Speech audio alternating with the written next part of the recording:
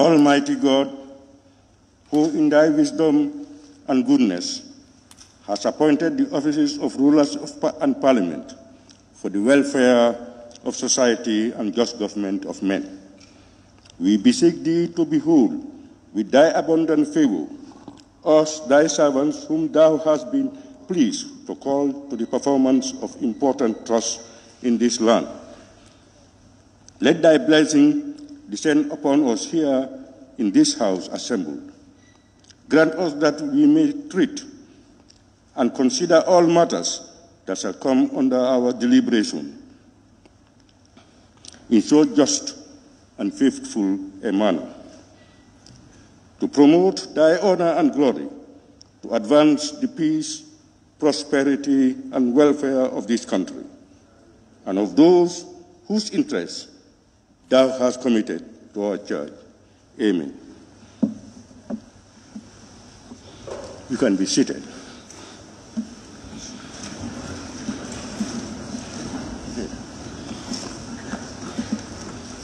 Just put it down.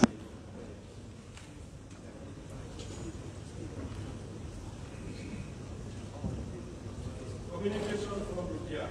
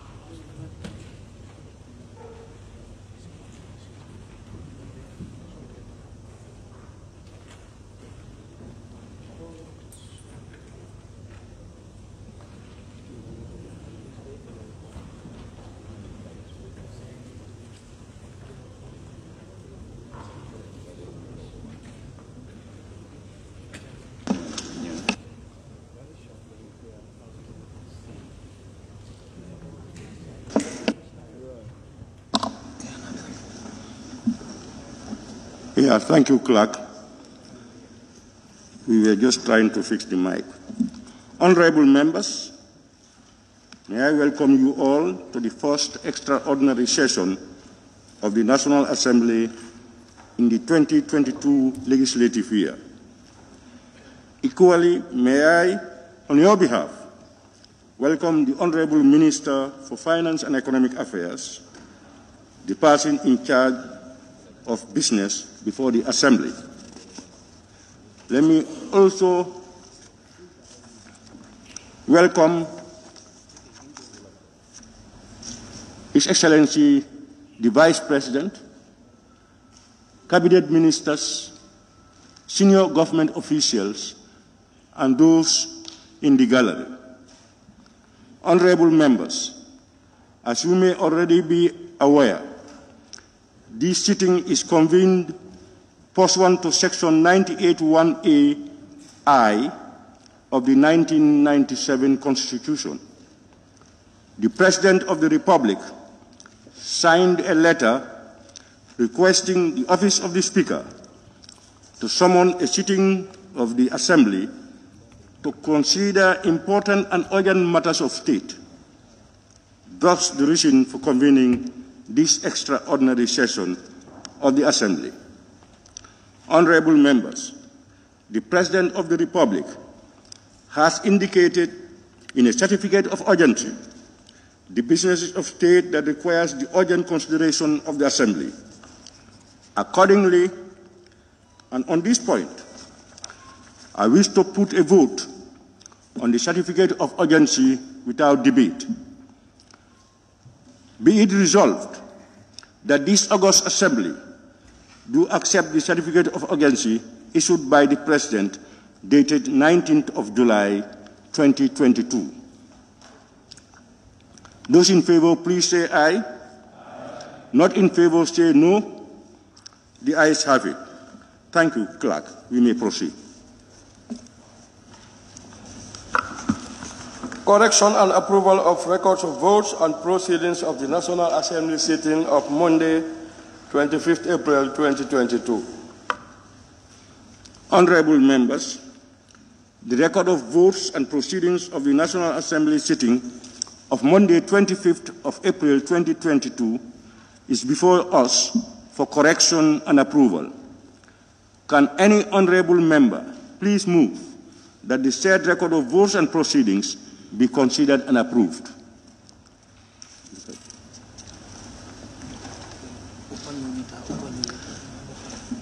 The member for Opanyumi. Thank you very much, Honorable Speaker. I rise to move the correction and approval of the record of votes and proceedings of the National Assembly sitting of Monday, 25th of April 2022 be considered for correction and approval. Thank you. Thank you. Any seconder, honorable members? Hey, honorable member for Sami. Thank you, Honorable Speaker. I rise to second the motion. Thank you very much. It has been moved and seconded that the record of votes and proceedings of the National Assembly sitting of Monday, 25th April 2022 be approved. Any issues or observations from honorable members? We look at it. You've got copies of the records of proceedings. I think we can look at it page by page.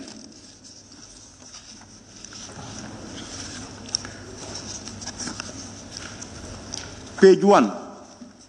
If you have any comments, observations,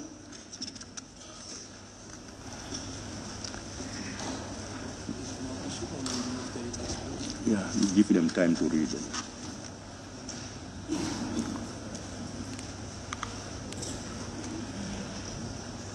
We are fine with it. Page 1.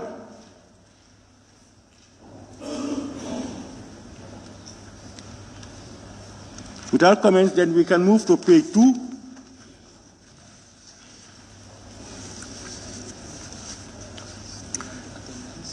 Yeah, page 2 is the attendance. Those who were present, you can look at your names and you can also see whether your names are spelled correctly.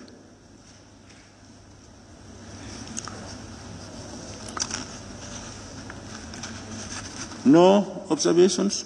We move to page 3.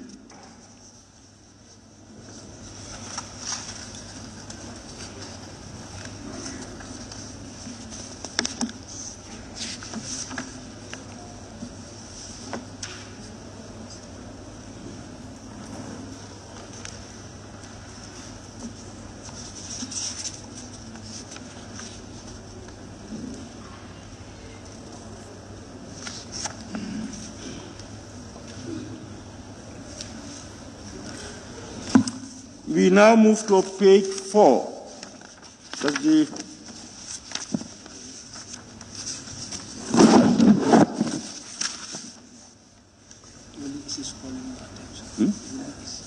Who? Woolley East. Okay, thank you very much, Honorable Speaker. If you look at the first paragraph Of which page? of page 4, you said page 4. The first line of page 4. The first paragraph of page 4. Okay. And the second line. Okay. That's why I have problem. Question put that the August Assembly do consider the report of the Committee of Selection on the report of the Committee of Selection on the nomination. So the on is too much there. I think after selection, in the second line, we just said regarding the nomination of membership. Instead of on. Comes a total. Report of Committee of Selection on the nomination of membership to committees. You said, what's your suggestion? I said regarding the nomination, instead of on the nomination, again, you put on there 3 times. No, I understand. But selection on the nomination of members. Honorable members? Yes? Honorable member for Honorable Speaker, I think, remember, if you look at it, it's in inverted commas, and then it's the title of the report. That's where it was drafted, on the ordinary report. So they are reflecting on that report, which are on inverted commas. Thank you. Honorable member for Woolly is okay. Honorable members, can we proceed then?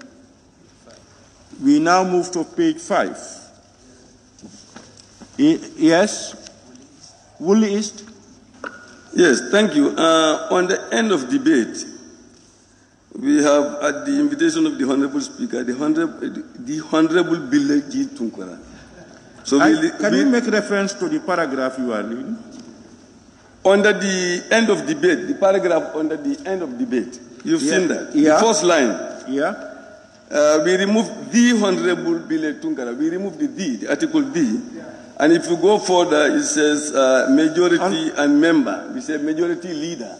Honorable member, can you do it one by one so that members can follow you? Okay. End of debate. Everybody has. At the invitation of the Honorable Speaker, he said we remove the that is there. The Honorable. The Honorable Bill G. Tunkara. We remove the D. We just say Honorable Bill G. Tunkara. Honorable Bill G. Tunkara. Majority leader. The leader is missing. It's just majority. Majority leader. Leader is missing there as well. You've seen it? Yeah. Okay. Members, are you following? All right.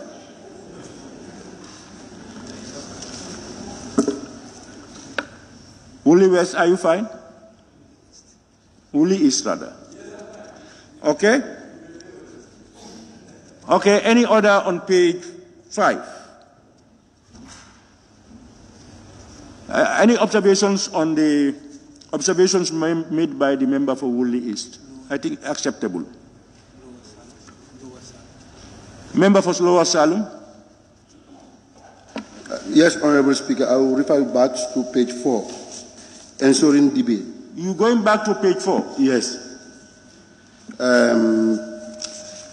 Number 25, Honorable Facham, Sanement, and the way is spelled, I don't think it tally with the tag. Okay. Yes. Honorable members, number 25 of page 4, second to last line, name, Honorable Fatu Cham, Sane Mentoring.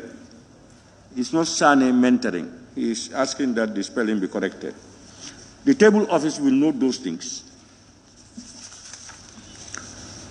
Any on page 5? We now move to the last page. Page 6. Yeah. You have seen something on page 5? Yeah, page 6. Go ahead. Yes, just a typo there. The Sindai is wrongly spelled. Where? The motion was carried and the Assembly agreed to adjourn Sindai.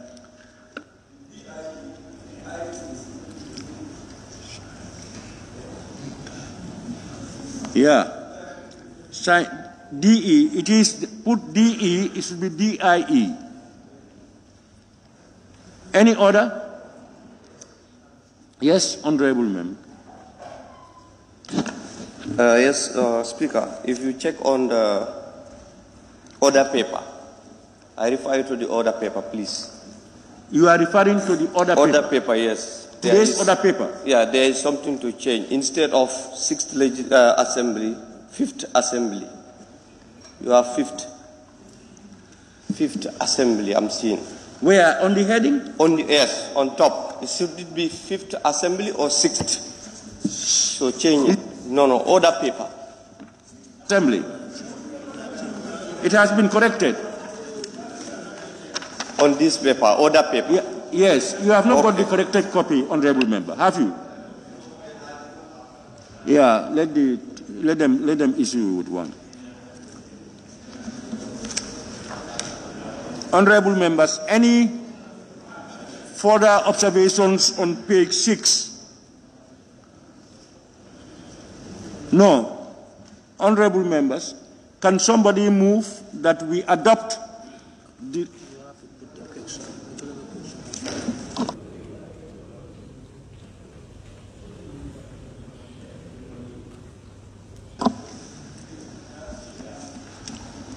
Honorable members, it has been moved and seconded that the record of votes and proceedings of the National Assembly, sitting of Monday, 25th April 2022, be approved with amendments. Those in favor, please say aye. Not in favor, please say no. The ayes have it. Clerk, we may proceed. Motion. Be it resolved that this August Assembly do consider and approve the laying of the revised estimate of revenue and expenditure for the year 2022, and B, Committee of Supply on the revised estimates of revenue and expenditure for the year 2022, both by the Honorable Minister for Finance and Economic Affairs. Honorable Minister, you are invited.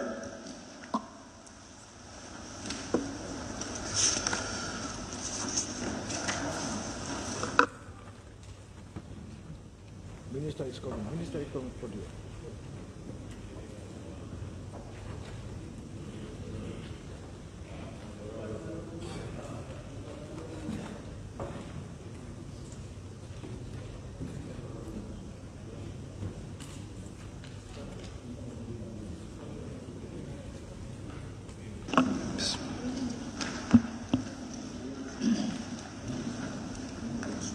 Yes.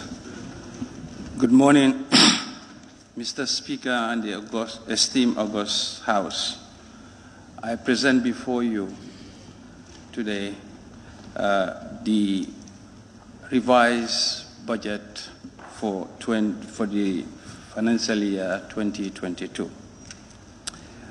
Mr. Speaker, I rise to submit before this August Assembly a revised budget for 2022 as per the provisions of Section 30/1 of the Public Finance Act 2014 that stipulates that the Minister may submit a revised budget to the National Assembly with any changes on the revenues and expenditures that may be required within the limit of the total appropriated amount of expenditures in any particular financial year. The submission of this budget is premised on the following 4 factors. The downward revision of the total revenue amounting to 3.3 billion, which is 11% of the 2022 originally approved budget. This came about due to revenue shocks, the details of which we will go through shortly. The reduction of the expenditure budget by 1.2 billion from the following categories: debt service and cuts from the ministries, directorates, and agencies, which amount to 3.4% of the approved budget. And the funding of the salary increment amounting to 575 million.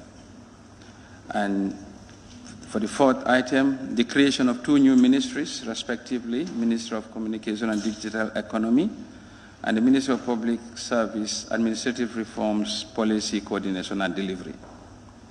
This proposed budget is reflective of the current economic realities and consistent with a stable macroeconomic framework. As both the domestic and global economies began to recover from the effects of the pandemic of 2022, the Russia-Ukraine war brought about a dramatic shift in the global economic conditions, characterized by a heightened supply-side constraint, higher food and energy prices, fueling inflationary pressures across the globe. The resulting effect of the growing poor performance of the domestic resource mobilization affecting oil-related taxes, as well as putting increasing pressures on government expenditure needs. These effects, together with the creation of additional 2 ministries and the decision of the government to increase the salary of the civil servants, necessitated the revision of the 2022 approved budget to accommodate these changes. Recent economic developments.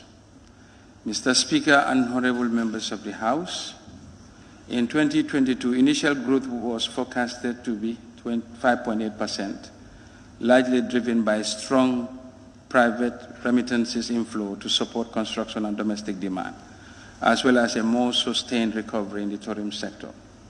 However, the Russia-Ukraine war has dramatically shifted the outlook to the downside, with overall economic growth revised downwards to 3.8%, induced by heightened inflationary pressures, increased food and commodity prices, agricultural inputs such as fertilizer prices, and energy prices. In addition, the growing global supply chain bottlenecks and a reversal in general monetary policy direction further exacerbate the downside risk to growth. As a result, in 2022, the agricultural sector is estimated to only grow marginally to 4.8% from, while this industry sector and service sectors are projected to record a decline of 6.3% and 1.1% in 2022, compared to 10% and 1.9% respectively. However, the faster than anticipated recovery in tourism arrivals in the early 2021 and the record high remittances inflows spurred growth, but the recent global macroeconomic landscape has dramatically rendered the outlook more uncertain. And as inflation continues on a faster pace, reducing the spending capacity of both the tourists and the governments abroad, the trajectory of good performance on tourism and remittances to drive domestic growth is becoming more in doubt. On inflation, the global increase in energy and food prices is fueling inflation, reaching an 11.6% in the June of this year. As supply-side constraints continue, amidst a sustained increase in demand, inflationary pressures are expected to further strengthen towards stifling the growth prospects, especially for the lower-income import-dependent countries. As a result, inflation is expected to remain above the medium-term target of 5% for the rest of 2022 and beyond. In terms of outlook, growth is projected to moderately rebound to 3.8% in 2022 and strengthen further in the medium term at an average of 4.3% per year thereafter. These projections are predicated upon recovery in tourism, which appears slower than initially anticipated in view of the surge of the global inflation outlook and the ongoing Ukraine-Russia war. Mr. Speaker and honorable members of the House, the rationale for underpinning the revised budget is as follows. As you know, may be well aware, government has taken a decision to revise the approved 2022 due to the 4 factors mentioned above.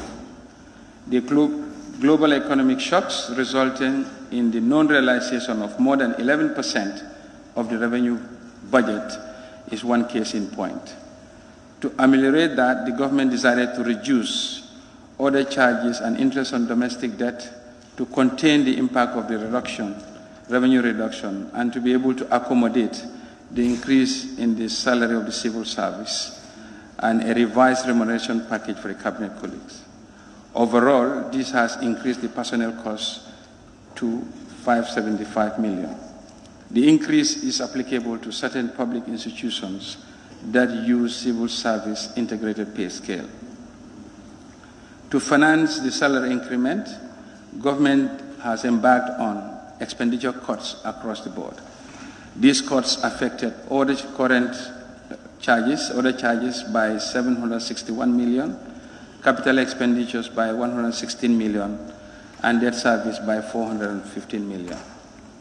On revenues, there is a general decline in revenue and grants, and the continued subsidies on the petroleum products to the tune of 1 billion for the first 6 months of the year affected the revenue performance for the oil-related product.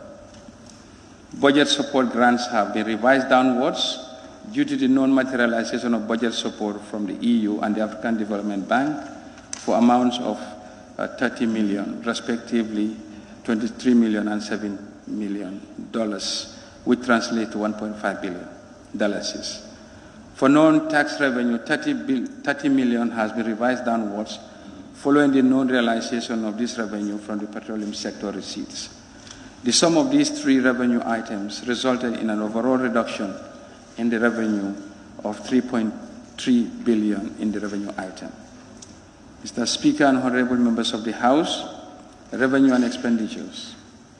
The total revenue and grants for the revised 2022 fiscal year is projected to be 26.6 billion, about 11% decline compared to the approved 2022 budget.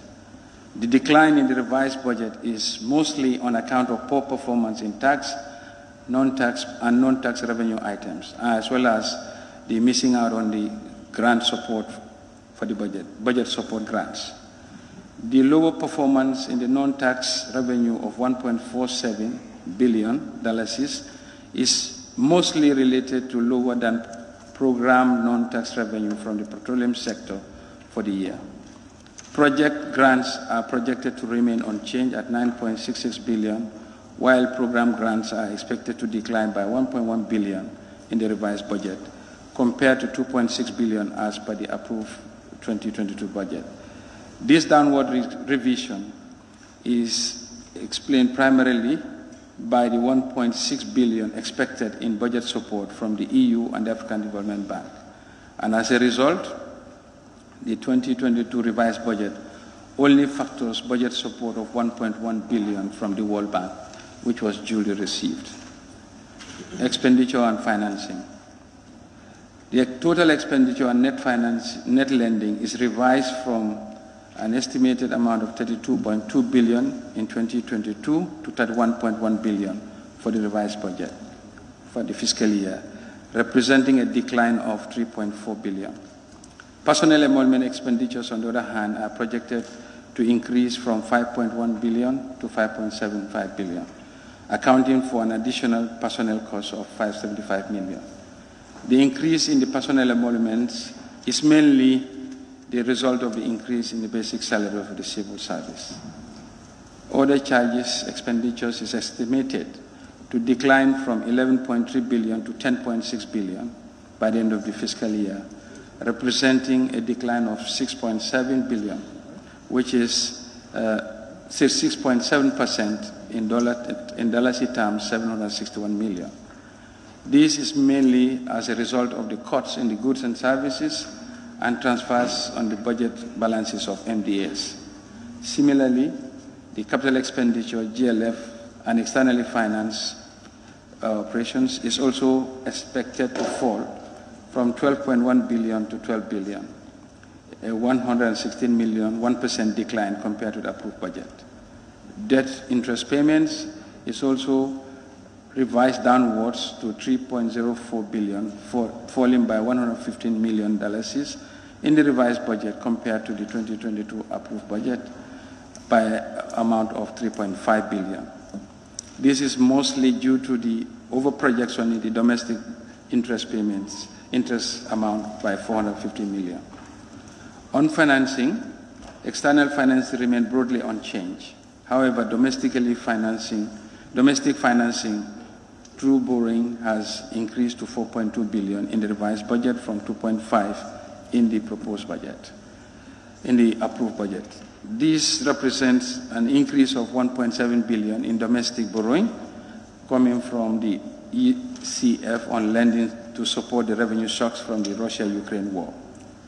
Capital revenue also increased by 385 million in the revised budget, reaching 1.4 billion from 1 billion in the approved budget. This is mostly on the account of better than expected offer price from the sale of Megabank. Mr. Speaker and honorable members of the House, the revenue policy is to sustain the budget. To restore oil revenue, domestic retail prices will need to be revised to reduce the subsidy element and generate a total revenue of $750 million by the end of the year. This measure is expected to generate 0.6% of the GDP in the next 5 months.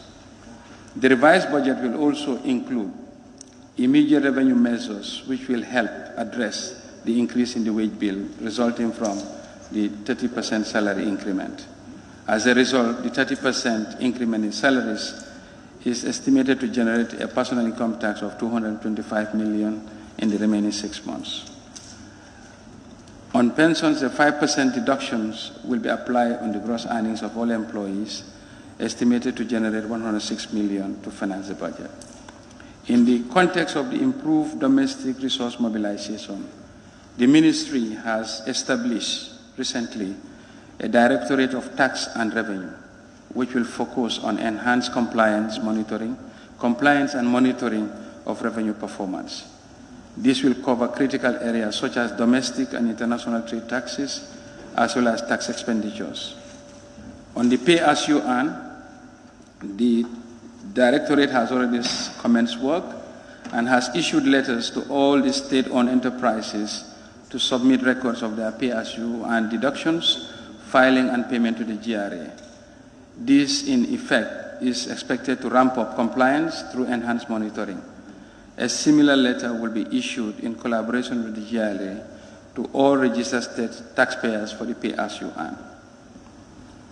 Similar measures are being undertaken by the new Directorate for all VAT-registered entities in the country to remit VAT collected on behalf of the government to the GRA on time. The current VAT compliance rate of 66% is expected to be increased to at least a minimum of 80%, and with that we expect additional revenue to come on board. Tax exemptions and special investment certificates.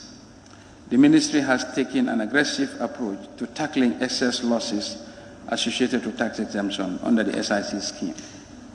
This action has started with the launching of an audit of all expiring SIC beneficiaries to establish the potential tax receipts from graduating companies. This exercise will be conducted periodically going forward. On the telecommunications sector, the Ministry, in consultation with the Ministry of Communication and Digital Economy, will introduce revenue measures that will help enhance non-tax revenue collection. Land lease rental income is largely underperforming, mostly due to low compliance and lack of enforcement. To this end, the Ministry has requested from the Ministry of Local Government a list of all leased properties and the amount of receipts associated to the leases. These leases. A comprehensive action plan will be drawn in collaboration with the Ministry of Local Government to support the collection and administration of land lease rentals. The implementation of the digital tax administration system through the ASCUDA wall has commenced. The ASCUDA wall was launched on the 20th of June 2020, and the integrated tax administration system has also started. This is expected to improve compliance, reduce the cost of collection, as well as improve data quality for economic policy planning and formulation. Rental income on both domestic and commercial properties remain largely untaxed. As a result, the GRA, in collaboration with the GBOS, has recently conducted a survey of all rented properties in the Greater Banjul area to establish a rental registry that can inform an enforcement plan and collection strategy. Toll bridges. Recent changes in the automation on ticketing of revenue collection at the Senegambia Bridge has proved to be highly efficient, registering a revenue growth of 100% compared to the manual ticket system. In addition, the Accountant General Department has now been deployed to take over revenue collection administration from the Gambia Ferries and the National Roads Authority. Given this success, the Ministry, in collaboration with relevant stakeholders is working on establishing a toll collection plaza at the Basse and Fatoto bridges to further strengthen toll-related revenues. On the PPP concessions, the Ministry is embarking on a comprehensive review of all government concession contracts, especially the ones close to expiration. The share of the concession fees on the current security port at the Banjul International Airport that goes to the Gambia Civil Aviation will revert to the Consolidated Revenue Fund. Mr. Speaker and honorable members of the House, the expenditure policies are hereby outlined. The 30% basic salary increase only covers the civil servants, that's ministries and departments, as well as subvented hospitals under the Ministry of Health and subvented schools under the Ministry of Basic and Secondary Education. Further, the general salary increase of 30% on basic salary exclude pensioners, as the last salary review in 2018 was 100% for this category. And we believe this increment resulted to a mismatch between the active employees and the pensioners, and therefore their exclusion is meant to correct this anomaly. The linking of allowances from the basic salary will be carried out to further create an estimated fiscal space of 125 million in the next 6 months. To further create fiscal space, the Ministry will freeze all committee allowances for internally held meetings within the ministries. On the general expenditure revisions, a cut on the budget balance of ministries was done to provide needed fiscal space in order to accommodate the salaries. In addition, the groundnut subsidy for 2022 has been removed since the groundnut prices are surging globally and therefore minimizing the need for a subsidy on groundnut. Domestically financed capital expenditure has also been reduced. This affects mainly non-performing capital projects. However, additional funding for road construction has been provided, and this covers roads such as the Hakalang and North Bank roads, Lot 1 and 2, as well as the Kiang Sankandi. Debt service. The Ministry has started engaging our external creditors for a debt reconciliation exercise. The objective of this exercise is to update our external debt database and improve policy-making process. On the domestic front, the Ministry has started a debt reprofiling initiative to reduce the cost of interest on domestic debt. For this reason, the government has begun the issuance of long-term debt bonds to retire short-term treasury bills instruments. In the same vein, the Ministry will continue to engage our creditors on debt relief initiatives to create the necessary fiscal space for domestically financed capital expenditures. Mr. Speaker and honorable members of the House, in conclusion, the overall fiscal position will remain sound under the presented framework. All revenue shocks have been adjusted, and the domestic revenue are expected to finance the government expenditure for the rest of the fiscal year. This will help provide greater predictability in the implementation of government programs. Furthermore, spending cuts more than offset the increase in the salaries. Mr. Speaker and honorable members of the House, whilst we continue to count on your usual support, we look forward to this August Assembly to approve the revised 2022 budget, which is expected to improve the lives and livelihoods of the civil servants in particular and the Gambians in general within a stable and sound macroeconomic environment. With that, I submit. Thank you.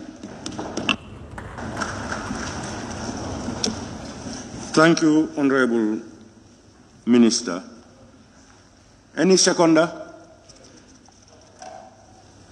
Honorable nominated member Maimouna Sise.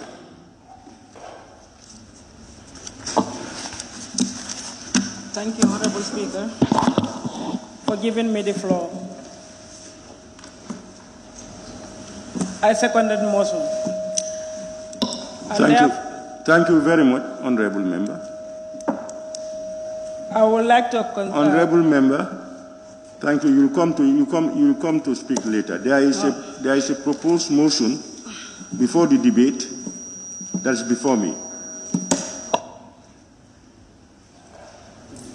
It has been moved and seconded that this Honorable Assembly do consider the revised estimates of revenue and expenditure for the year 2022.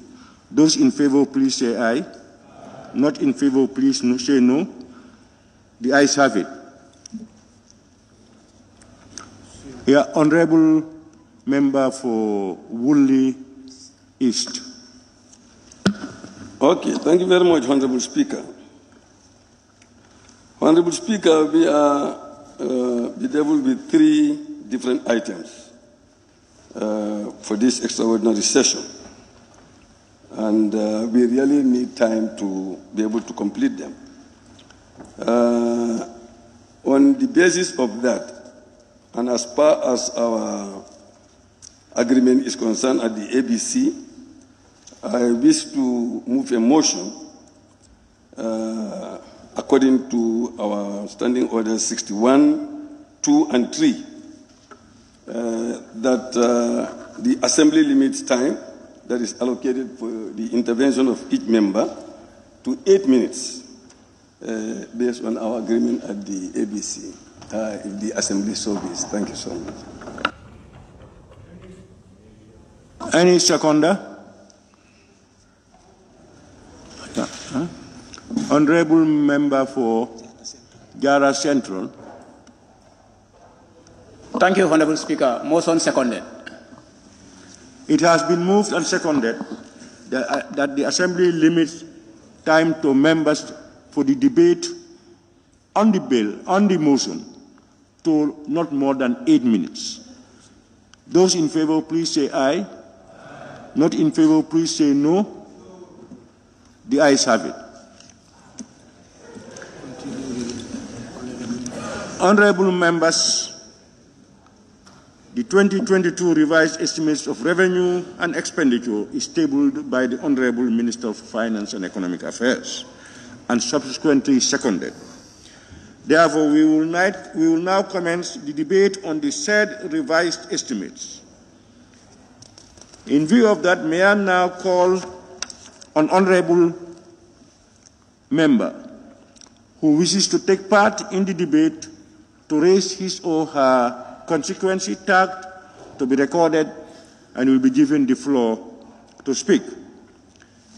In the meantime, following any honorable member to take the floor, I want to remind ourselves of the scope of the debate.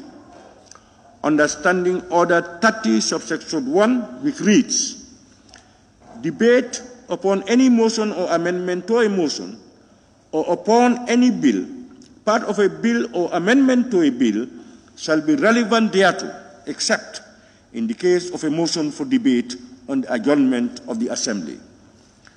And on Standing Order 86-7 also reads, the debate on the motion shall be confined to the estimates and the explanatory statement, etc. I therefore appeal to honorable members to respect and observe the said provisions of the standing orders, and to also observe the maximum of 8 minutes allocated to each member who may want to contribute.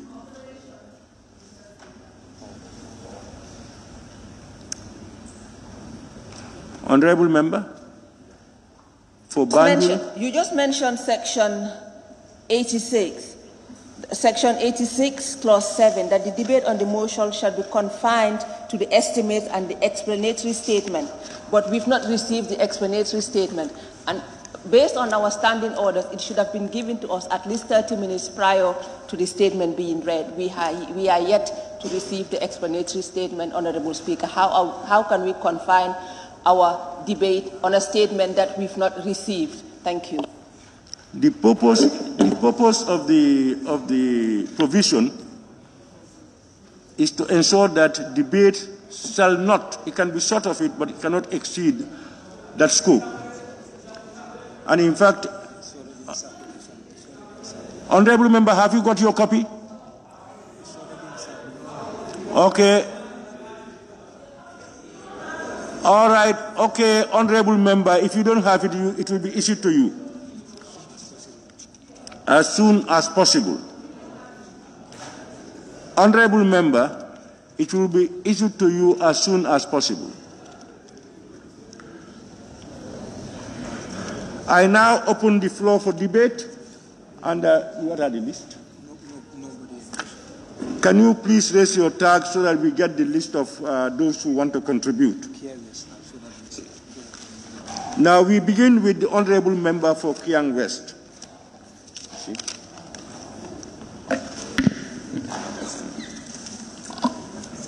Thank you very much, Honorable Speaker, Honorable Members of this August Assembly, Honorable Ministers,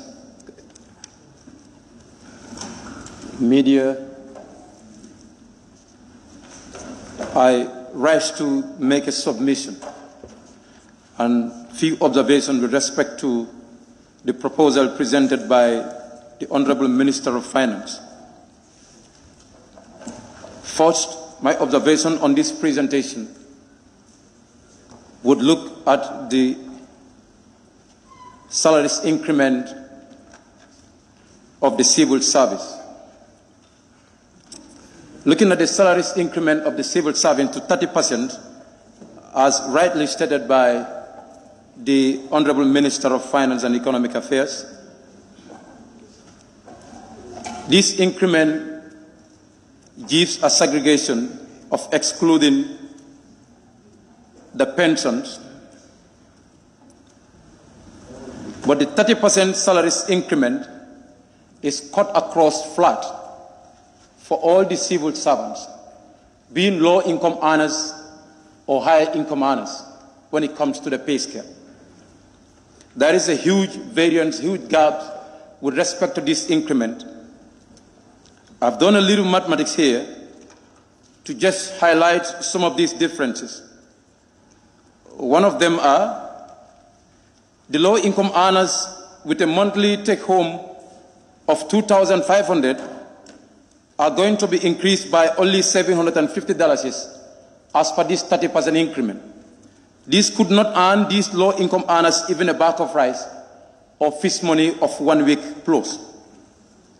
And it gets to 30% increment for monthly take-home employees of $3,000 would earn only $900, which could not earn them a bag of rice. And this takes you to those earners going home, monthly basic salaries with $10,000 would have $3,000, and this could earn them 2 bags of rice or 1. Those earning $20,000 would have $6,000 increment by this 30%, and this could earn them 3 bags of rice. While those with the lowest earning of $2,500, this increment cannot earn them even a single bag of rice. In this observation, I observed that there would be a necessity for the ministry, for the Minister of Foreign Affairs, for the Minister of Finance and Economic Affairs to properly look into this.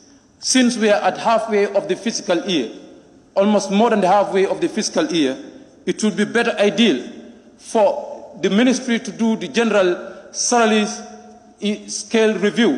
When the general salary scale review is being done, then this would give a room for there to be an observation whether those earning the lowest salaries can be given a certain percentage, and those earning highest salaries at the end of the month can be given certain percentage. But hence that is not done, and it is coming at this time of the fiscal year when the year is almost ended. I believe this is not feasible. This would only help the citizens, more so those that are earning very little at the end of the month, when we do the general salary scale review and we give them a better percentage that could help them at the end of the month. Mr. Speaker, I further proceed to look at the proposal in the content which contains one of the reasons why the budget of 2022 is being revised, the creation of the 2-line ministries. I want to submit that the creation of a 2-line ministry is a huge job, and that the funding of that cannot come from actually probably the cut-offs from various ministries or the national contingency.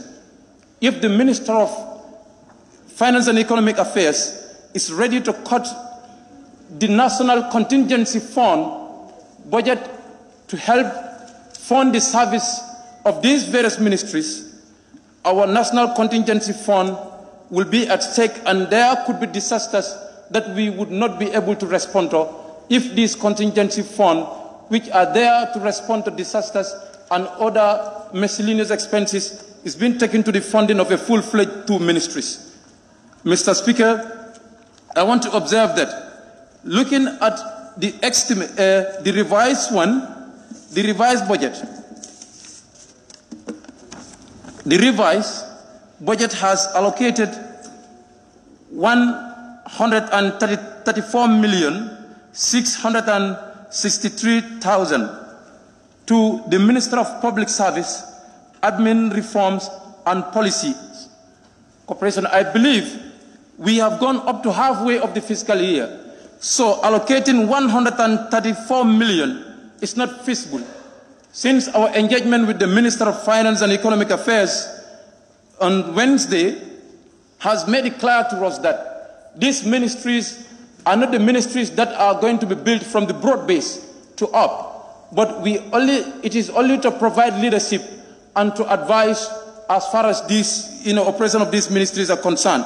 And I believe those procedures and the salaries of a minister should not take him within these 3 months, within these 6 months, 134 million Gambian dollars. So I believe I would suggest that this proposal is cut by 100 million and moved to the servicing of the national debt, which has been cut to 450 million Gambian dollars. If you look at the debt level of the country, which is very high, so I believe servicing of that shouldn't have to be compromised by the allocation to this ministry.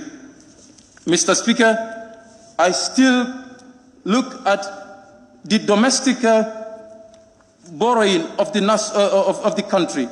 This has demonstrated that the financial situation of the country is definitely worrying, as rightly alluded by the Honorable Minister, that the Russia-Ukraine war has been a serious issue, and non-realization of the commitments from the development partners. These are some of the things that we need to factor out before we put in all these things into consideration. Thank you very much. Thank you, Honorable Member. We now have Honorable Nominated Member Maimuna Sise. I must apologize. It escaped my mind that you wanted to take the floor. I should have given you the floor first before the Honorable Member for Kia. My apologies. Thank you so much, Honorable Speaker. I accept the apology. Honorable Speaker, I would like to support the revised budget. Our budget has 3 components, which is the revised budget, the deficit budget, and the balanced budget. Honorable Speaker, the reason to review the budget or the revised budget may include cutting down the expenses.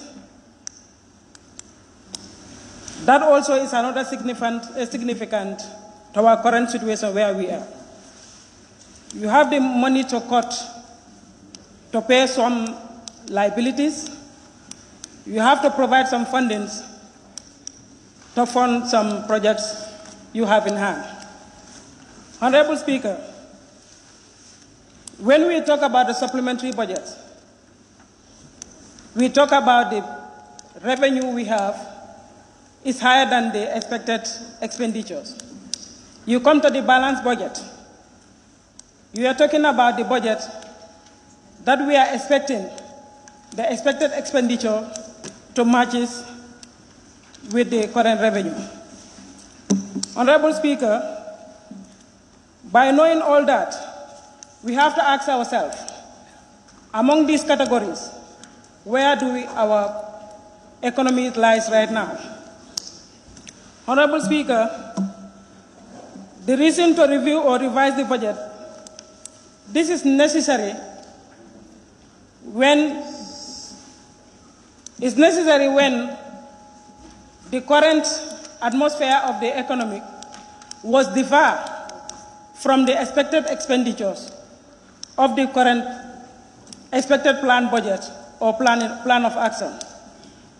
So being in the case of that, budgetary is necessary. That's why in financial terms, they normally have a normally increasing or decreasing to finance some of the budgets or the projects they have in hand. So in the case of examining the budget, those doing well, some of those realize that certain of the ministries have to cut some cuts and add it to some ministries to perform some of those activities over there. On that note, I think it's a very commendable move from the Minister of Finance to see that the welfare of this Gambian population, most of the civil servants, is put into the consideration. We are all in the global pandemic, which started from the COVID-19 of almost 2 years now. Again, another unexpected war emerged the world, which Gambia has no exceptional. We find ourselves in a situation whereby we think it's a collective responsibility of this August Assembly to make sure that we stand in the interest of this country.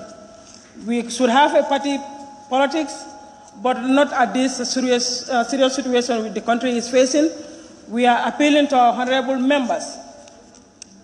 Each and every one of us here knows that the situation in the world, Gambia is no exceptional. So I therefore, Honorable Speaker, taking my seat, but before going further, I still now want to appeal to this Honorable August Assembly to consider this important document and have their blessing towards the document whereby we will yearn for the better Gambia and a better living for every citizen of this country. I will to take my seat. Thank you. Thank you, Honorable Nominated Member Maimouna Sise. The Honorable Member for Brikama South. Thank you very much, Honorable Speaker. Honorable Speaker, I think the job before us is an enormous tax. But first, I just want to remind ourselves we are taxed with the responsibility of dealing with this revised budget that is before us.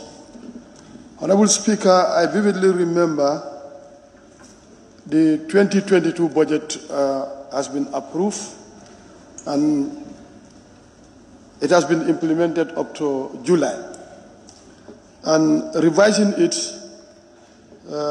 is good, but it's very important for us to get the implementation report of what has been approved, and it has started from the 1st January up to the end of June, which is also very important, because what is important here, if you look at the 2022 budget that has been approved, the revenue that has been approved is 29.8 billion that has been approved for 2022, with a budget deficit of 2.2 billion. And that has been implemented up to 6 months. And at the tail end of this 6 months, there is a serious cut of $3 billion. But my problem here is the ministry took time to do this revised budget. And this is brought to us for us to decide on this in a day, within a day. But if you look at it, first we need to know, because if you look at 2022, it has detailed report showing us the sources of this revenue that is before us. For example, you look at the tax revenue and the non-tax revenue, the revenue component of it. Like if you look at it, the revenue component for the approved is 17.5 billion, whilst the revised one is 15.8 billion. But the tax component of it is 13 billion, and the non-tax component is 3.6 billion. But we need to know how much has been obtained from this.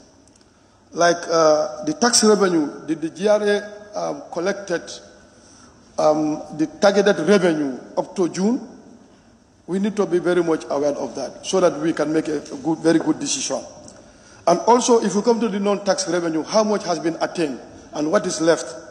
I think this will better prepare us for us to take a decision to deal with this document that is before us. But if you look at these two, Honorable Minister, like in the revised budget, you have a budget deficit of 4.4 billion. And initially, the 2022 that we approve, what has been submitted initially, we seriously knocked it down for us to have 2.2 billion. But it's increasing again by looking at the debt burden of this country. And if you look at the financing aspect of this 4.4 billion, mainly depends on the domestic borrowing aspect of it, which constitutes 4.1 billion. So I think this is a huge amount and it's very serious. If you look at the issue of domestic borrowing aspect, it's really putting a lot of pressure. That's why the commercial banks are enjoying, because they will come and invest in the Gambia. They will buy the treasury bill and forget about the public and the private sector. If you go as a private citizen to take a loan from this bank, they bring in a lot of numerous collateral which you cannot meet. And we believe commercial banks need to be public and private sector driven instead of depending on the state resources. We have to relook at this. This has been seriously increased by 4.1 billion. And by looking at our debt burden, which we need to be seriously knocking down. I'm in support of the salary aspect of it, because it is very true that the source of income and cost of living in this country does not match. But we want to believe that there are huge disparities that need to be bridged.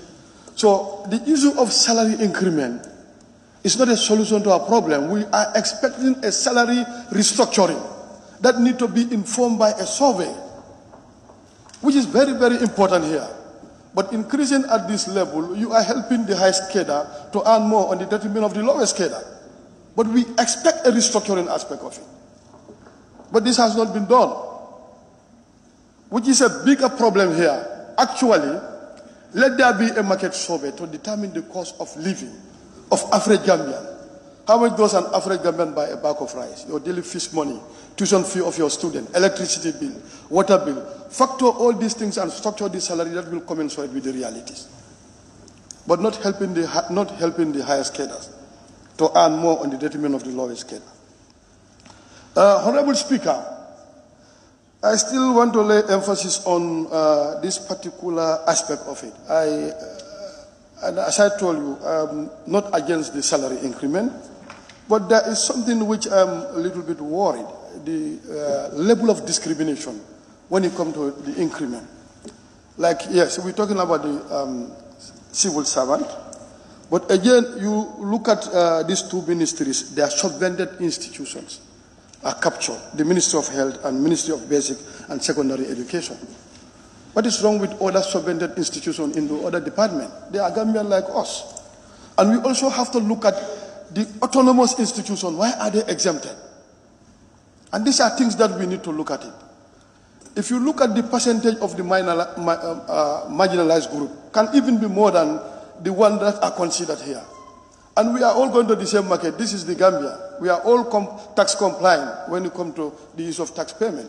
So when you come to the service, I think it has to be cross-cutting, not to do a level of discrimination, which I believe. And I don't think the National Assembly will ascribe to the issue of discrimination. I don't think.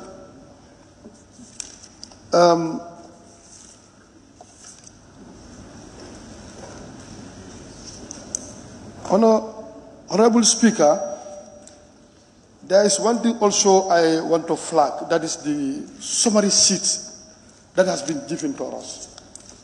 If you look at, there is huge disparity with the figures that are tabulated. I don't know where they are coming from. For example,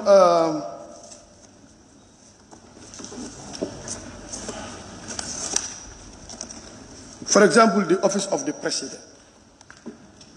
What we have approved in the 2022 budget and what is in these summary sheets, there are huge disparity.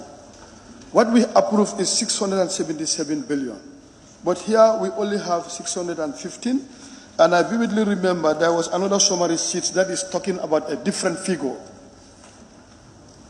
It's talking about a different figure.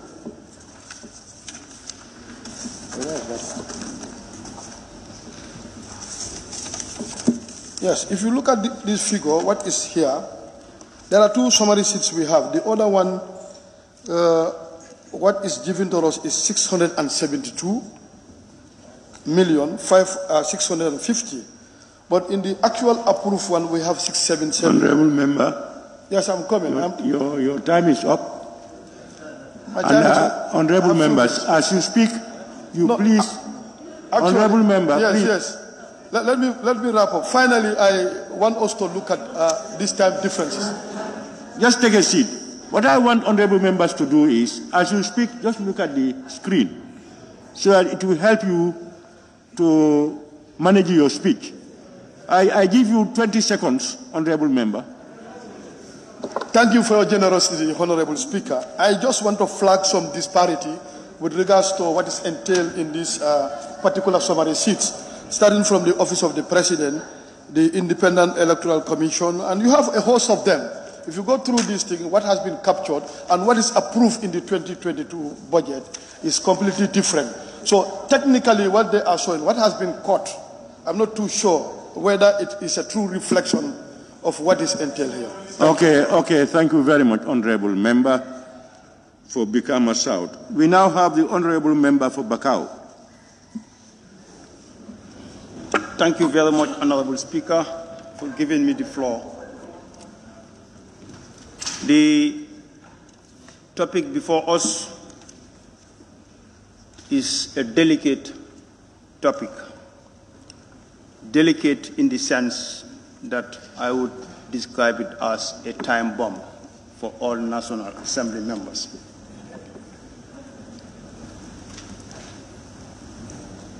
Revised budget. Honorable Minister, you talked about creating new ministries. Ministries that have been created a couple of months ago, and we have made to understand that they have been receiving allowances and salaries of which we are not budgeted for, and the explanation is not done to us as to how these ministries were paid and how their allowances were being done. I would like to have some clarifications from that in order to have my support for the bill. When it comes to salary increasement, there is nobody in the country here that would go against increasement of these salaries for all civil servants. It's a welcoming news for all genuine Gambian. But then my question is whether it is sustainable. And my proposal to that effect, I would propose salary increment for low-income earners, and then for high-income earners to remain as it is. But then when we talk of 30% increasement, I will propose 50% for low-income earners, instead 30%. That's my opinion. Since the government is keeping quiet in creating jobs for our youths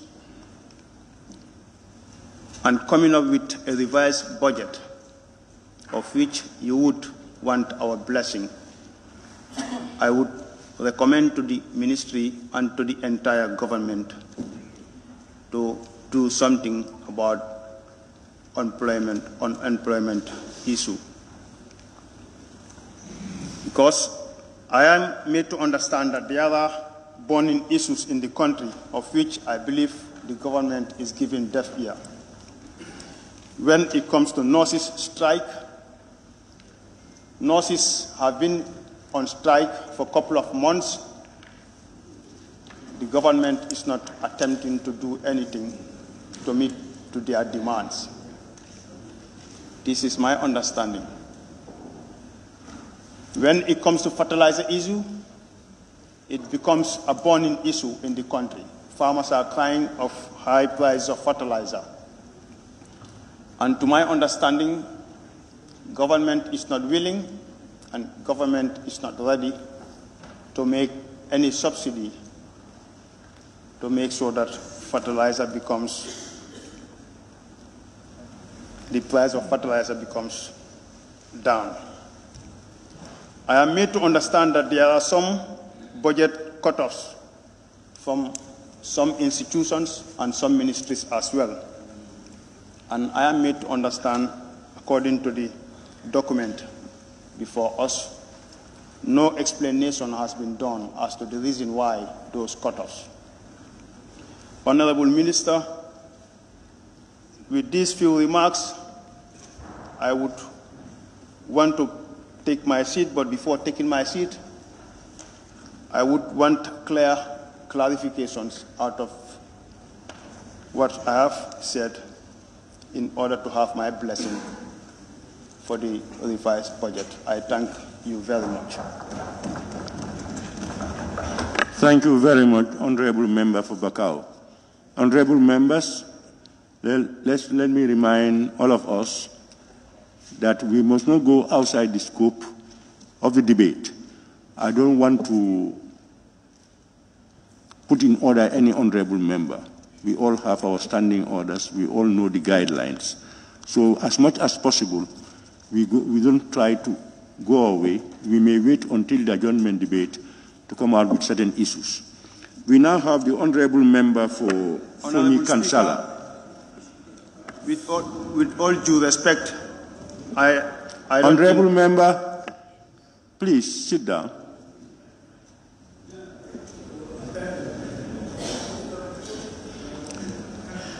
Honorable member for Foni Kansala.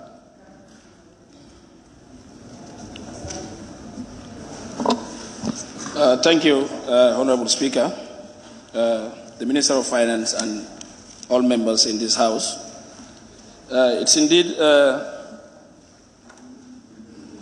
flag that we think could be raised to see a great effect in the changes so far we are concerned in the civil service, earnings, benefits for their survival so far the country is concerned. I am putting this to the Minister of Finance. In the high side, this was a common understanding with the Gambian populace, more so the civil servants, that an overall change of salary, not increment, structural base, a proper laid of a pay slip or pay structure for the common good of those civil service to see that aspects of their improve in their living condition is bettered off. In all sides, PMO had done a great job that we thought it could have even killed the spirit of what we are here today as an increment, but a total structural approach of civil service. It was published all over medias. People have seen it, but it is a non-starter as we are in this August Assembly. What we have seen today is an increment of a 30%. That civil servant had laid hope and aspiration that I'm seeing a new bond of take-home, a new bond of earning, but instead it is a 30% of increment. So I believe so we have to be realistic in our approach in terms of governance and governing system to change that narrative, to bridge the gap of that low-income earner and the top brass of government. Honorable Speaker, I believe clearly that this is a time that all civil servants, irrespective roles and functions that you have, we should start the best practice to accommodate that proper breaching ground to make sure that disparity of, how the lower guy earns and the higher earn should be, put in place. Looking at the approved budget and the revised budget, I am flattened and left dumb. Today you look at the Ministry of Tourism. This is a revenue-based ministry that could yield dividend, change the narrative, bring revenue for the country. But connect it with the department that is National Human Rights Commission. Look at the revised. About the National Human Rights Commission is about 53,766. While you look at the tourism, it's about 41,145. What is human rights going to bring us in terms of revenue? So it's a great concern. I think if we keep the Ministry of Tourism, could change the scope. The other thing also is looking at some of those institutions like National Audit Office and their court. These are institutions that serve as a guiding tool for the National Assembly in terms of their operations. If they are not equipped, you end up having problems of bad luck of cases or bad luck of reports that are not attended. So I think in the high side, if they are regularized, we could change dividend and make sure it works. And the other thing also at the judiciary, we have to be ready to bridge the gap. Cost centers. Judiciary could bring revenue for the country if proper tools are put in place by the Minister of Finance and government institutions in terms of what cost cases and also charges that today you could see a better of in terms of improving the revenue generation. And in the other aspects, the Minister of Agriculture, we should be ready to enhance it, capacitize it, and make sure it generates revenue for the benefit of that country. And looking at some of these allowances, basic salary increase at 3,900 as an increment. In that also, you will also have another cut of your tax. It's a taxable thing. Your basic salaries are taxed. As per my research, a sergeant in the police received a rental allowance, house rent of $250. By going through the budget, you look at Office of the President. They had an allowance of called cost of living for top brass to be paid that. That cost of living, we are all living people, and I believe so. It should be a general consensus of all and sundry. About, to my estimate, 20,000 will be paid monthly for that cost of living, while a considerable police sergeant, 250 as what house rent. Where in the Gambia would you have that? So I believe we could work along to make sure we bridge the gap of a more robust, a better structured pay to meet the lives and the livelihood of the people.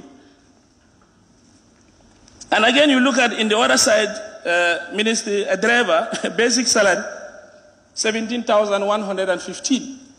How do you believe, how do you think that driver will survive? His take home is how much? And the percentage added is how much? So I believe we have to be realistic. Nobody is against an increment or an overall pay to improve the life and the livelihood of people. But we want the government to come out plainly and say to the populace, apologize for not acting as per the circulated message that was going on of a total new pay scale. But now, a 30% increment. So I laid my submission that the other aspect that I've had a shock moment is this. Today, if whatever agreement or disagreement we had with this budget, my people, your people, the Gambian citizens, the civil servants are still not paid. They are waiting for a day of approval like this. This is a total segregation. This is a total dishonest of services of the life and the life of people. If it is approved, it's time, honorable member. Honorable member, your time is up. Thank you, honorable member for Fonyi Kansala. We now have the honorable member for Nyamine Dankunku. Thank you, Honorable Speaker, for giving me the floor. Honorable Speaker, let me thank the Minister of Finance and Economic Affairs for coming up with this revised budget.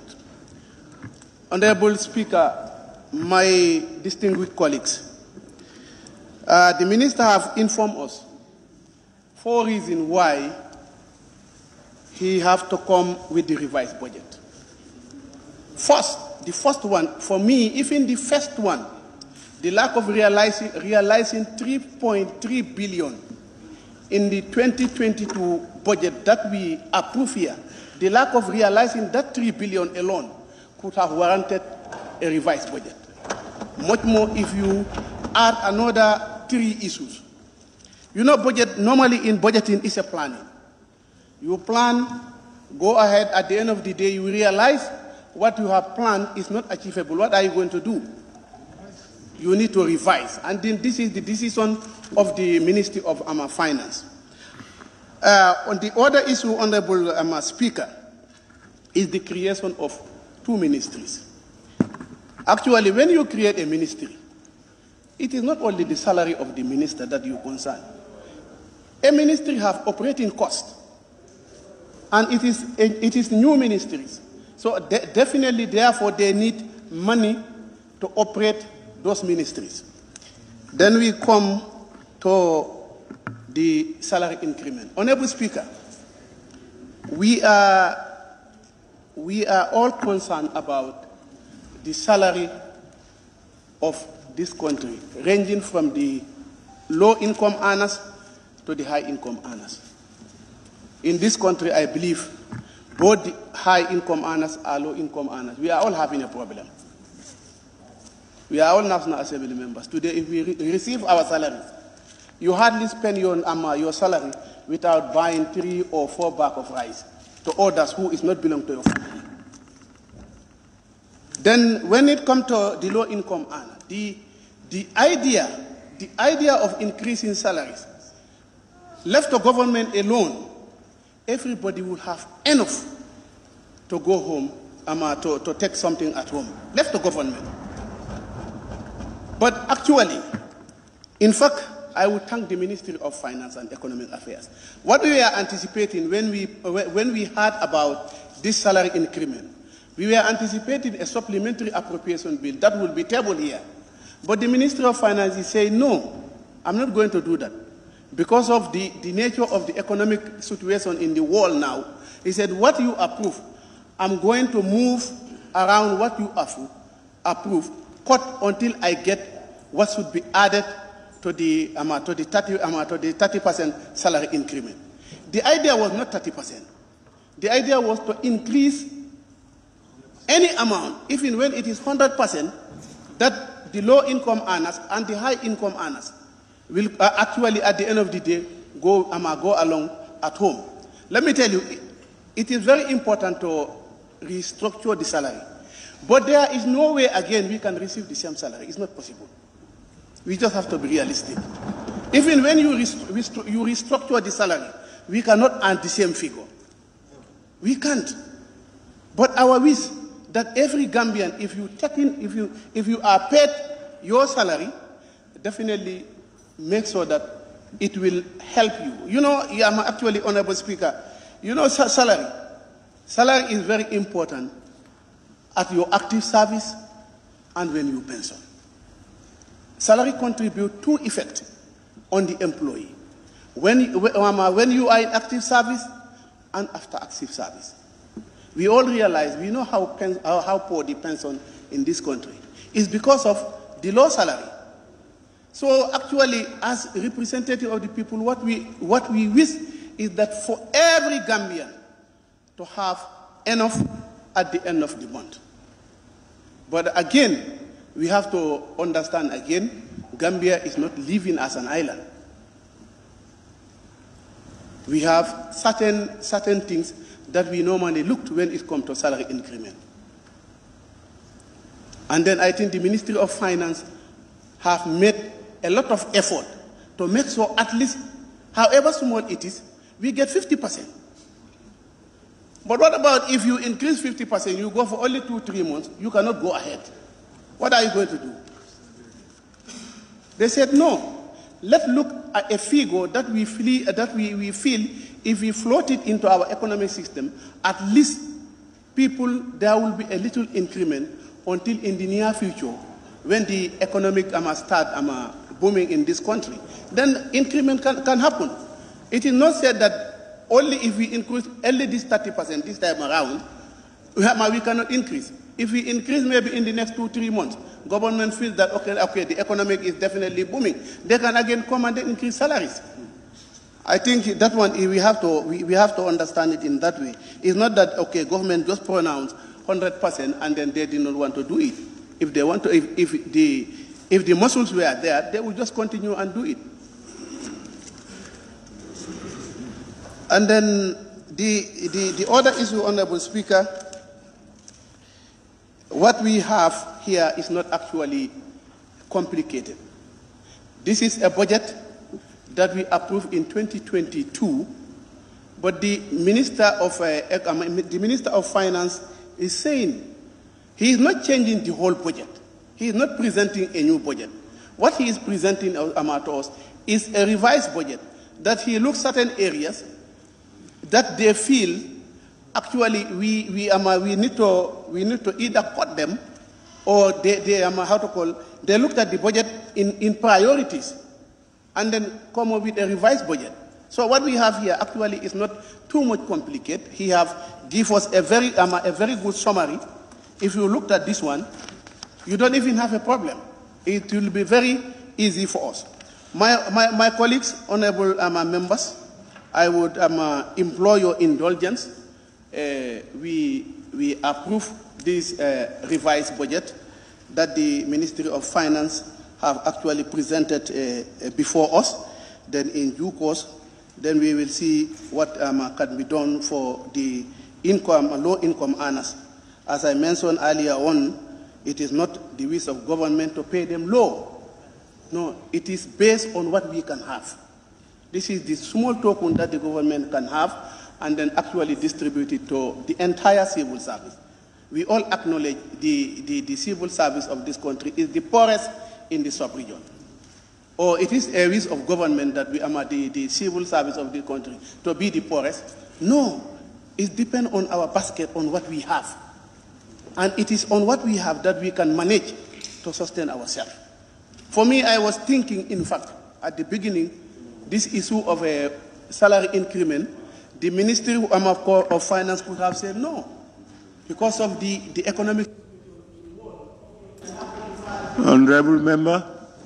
Thank you, Honorable Member for Nyamina Dankunku. I now invite the Honorable Member for Sabak Sanjal.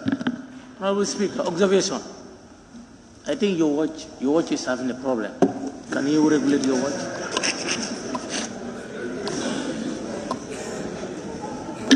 Yeah, Honorable Member, yes, can I hear you? Honorable Member? I'm saying your timing has a problem. It's not working. I think your watch has a problem.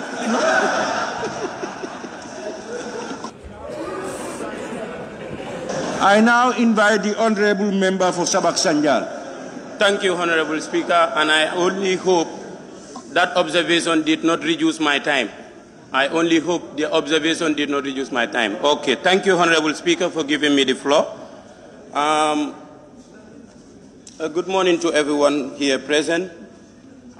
First of all, I want to thank all ministries and all members of parliament here present for participating in this important event, which is the budget review. First, I will want to desist from what my honorable colleagues have been concentrating on, which is the salary issue. I think this is not the only component that resulted to the review of this revised budget. We first have to put that into consideration, that there are other issues that resulted to the review of this budget, which the Honorable Minister had made mention here in this August Assembly. One of which is the downward revision of total revenues amounting to 3.3 billion, which is 11% reduction of the approved 2022 budget. I think this is very important for us to look at. It is important we note that Gambia depends also from international funding. This is very important to be noted, that some of the fundings that come to the Gambia are donors. And for that being the case, they come with their conditions. They come with their recommendations. And we, as a country, being the fact that we depend on certain donors, we cannot exceed some of these important donors who come with their recommendations, who come with their conditions.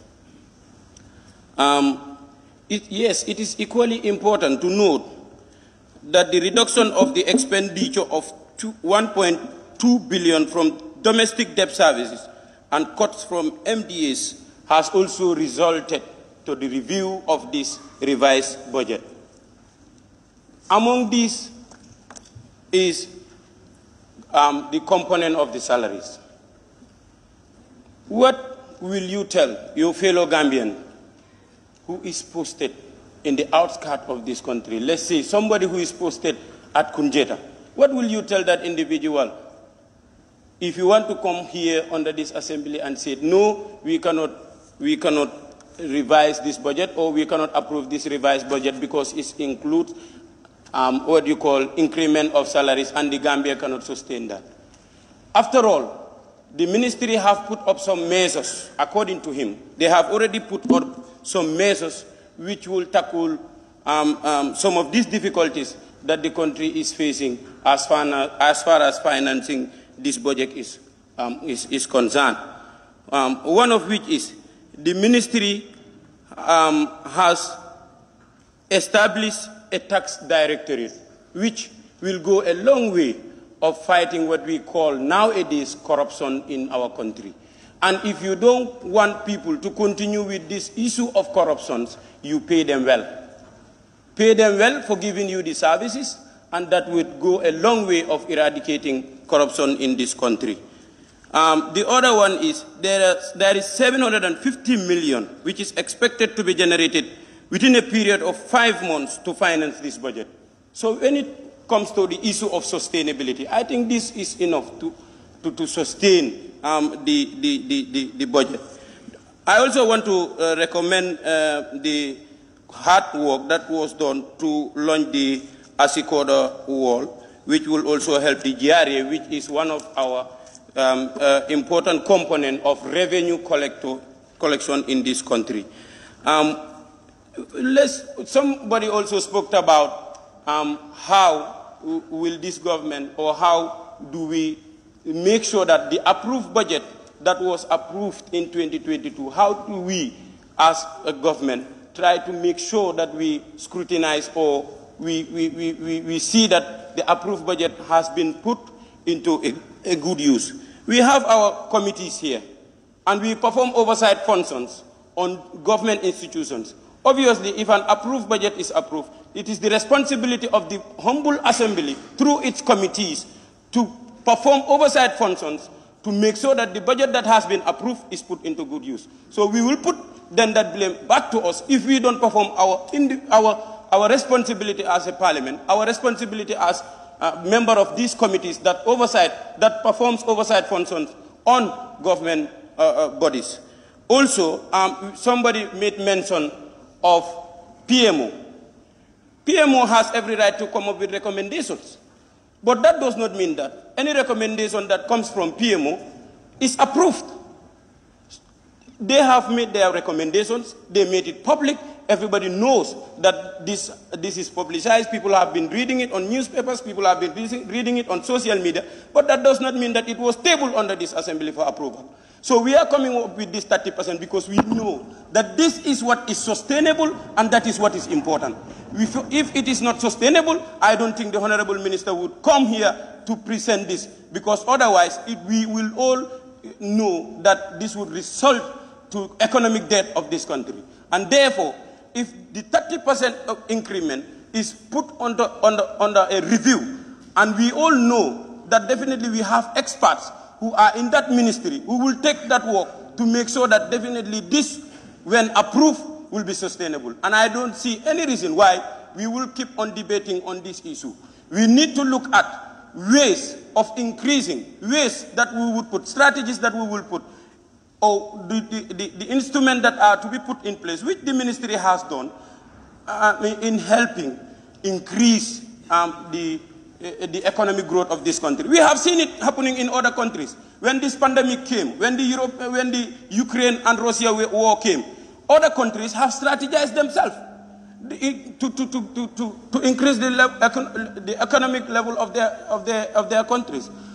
We have seen it in Germany when this Ukraine war came. They tried to reduce train tickets. This is one way of helping their people. Although they have not increased the salaries of the civil servant, but they have at least reduced train tickets, which will help them to move easily in that country. This is also one method we are using, that is to increase the salaries of civil servants to help them in their living. We all have different responsibilities, and the salaries can never be equal because we have different responsibilities. This is what I want us to note, and in the capacity of our own humble civil servants who have been doing tremendous job in this country, I therefore move that we should consider this approved for the benefit of the country and for the benefit of our nation as a whole. Thank you. I humbly submit. Thank you, Honorable Member. Honorable Member, we've ate into your time by a minute. If you have, we can still allocate you 1 minute if you so desire. Thank you. I humbly add that 1 minute to my honorable independent colleague, Honorable Omar Sise. Omar.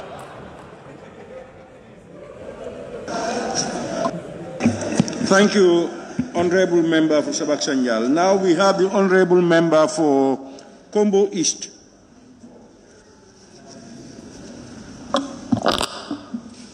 Assalamu alaikum, my colleague members of the National Assembly, and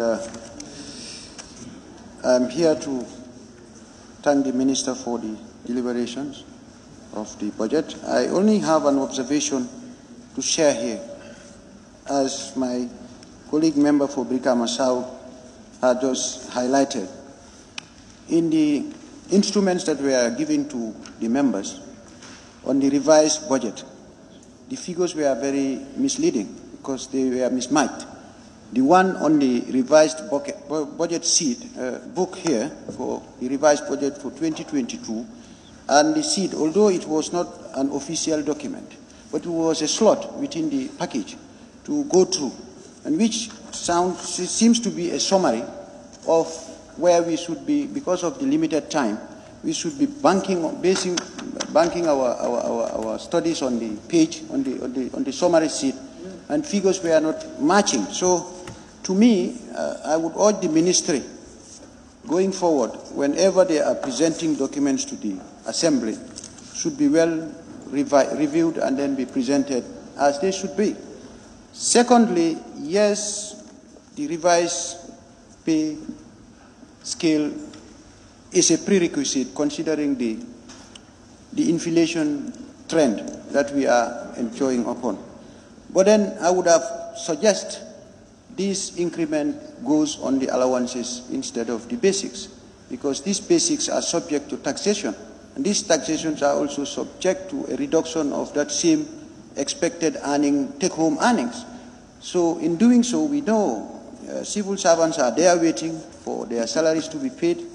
But then I would suggest for the ministry going forward to make its, due diligence in trying to not to rush it up to these dying minutes to present such an important revision of the whole budget almost halfway in trying to make the parliamentarians to take decisions this way.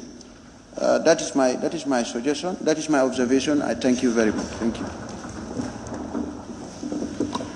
Thank you very much, Honorable Member for Combo East. We now have the Honorable Member for Same. Thank you very much, Honorable Speaker, for giving me the floor. Thank you very much, Honorable Minister, and all the honorable members here present. Honorable Speaker, we should know that this is not a simple issue.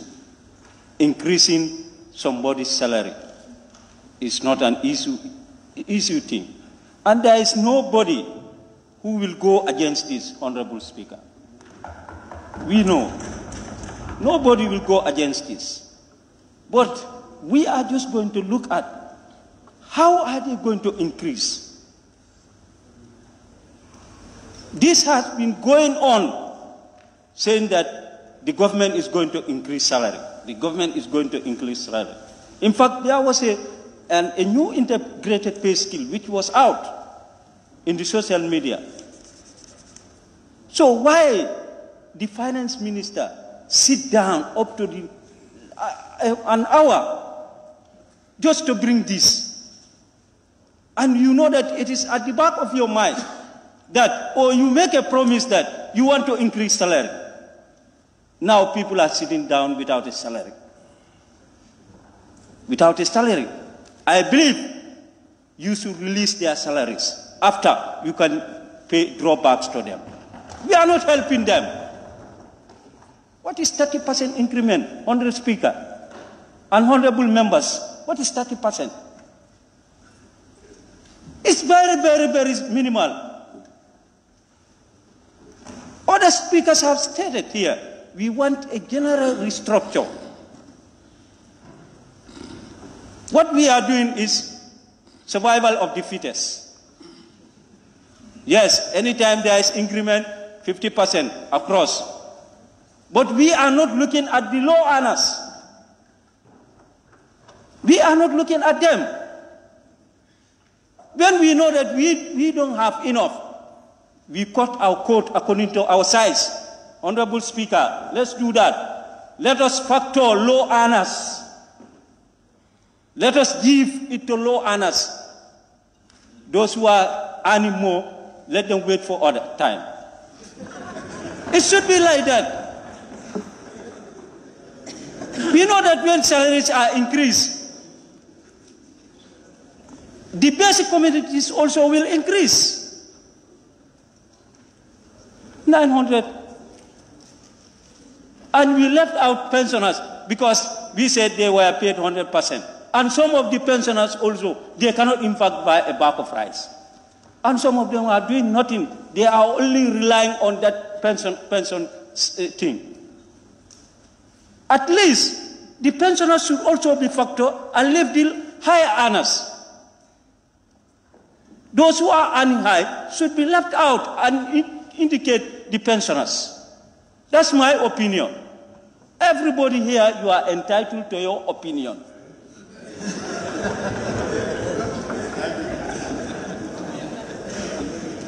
Now, and you know, Honorable Speaker, this year is a bad year for the farmers.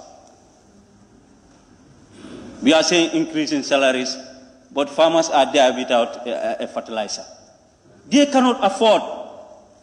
We don't think of farmers also. Anytime, there should be a time we say now increment for farmers. Look at farmers this year. They cannot buy a bag of rice. Sorry, a bag of fertilizer. But we are not thinking of them. Last year it was 700. now 2,000. How many of our people can buy fertilizer? 2 bags or 3 bags with 2,000. Some are thinking of how to survive. Honorable Speaker,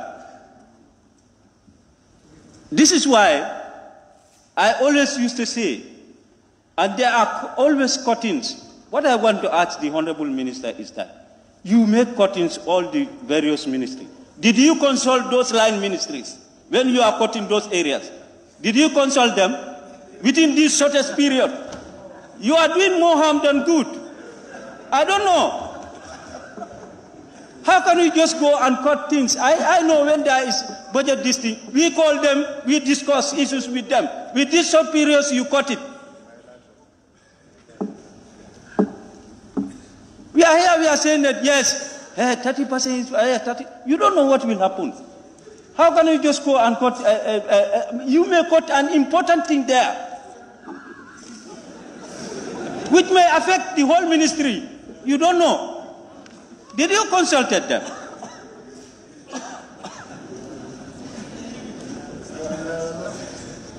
So, thank you very much.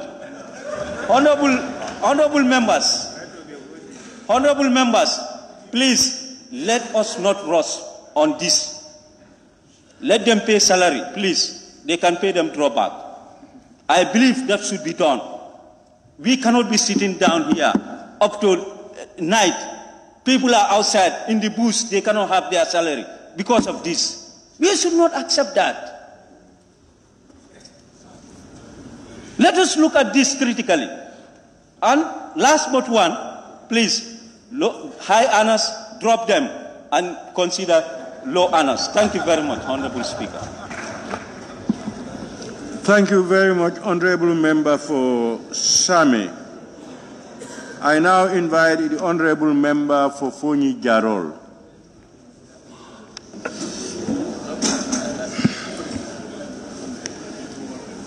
Thank you very much, Mr. Speaker, for giving me the floor. Honorable Speaker, for giving me the floor. And then good morning to Honorable Ministers and all guests gathered here. I rise to raise up my concern and observations on the revised budget. What I want to first discuss is all of us present here, we are all Gambians.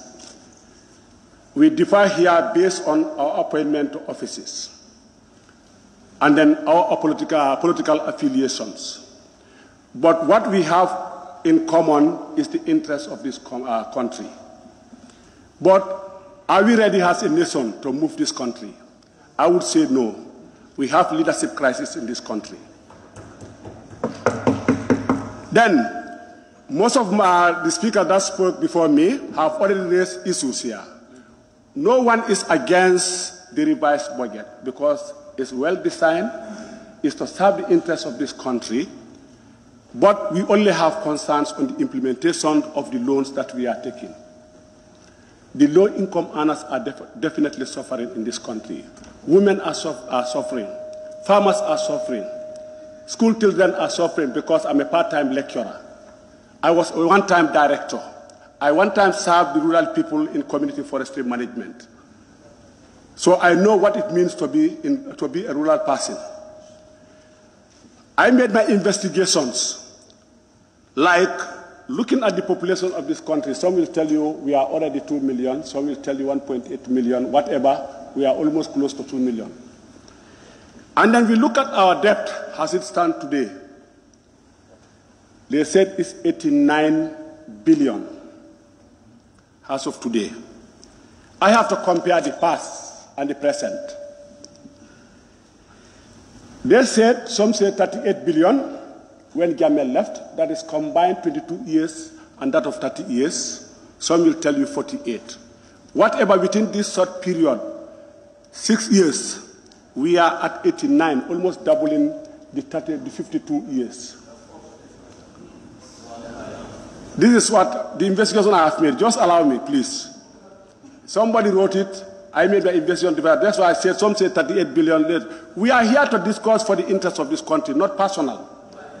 I am talking on behalf of my people. whether we accept or not, whether we are here to defend parties, the day we are taking the oaths here, we swear to defend the interests of this country, not a party, not a political party. Yes. So we all know that everybody is suffering. So we have to look at what is happening here. The low-income earners are suffering. The 30% is nothing. Because someone who is earning $3,000 is just $900. You have how many percentage deduction? Like the 5% and other things.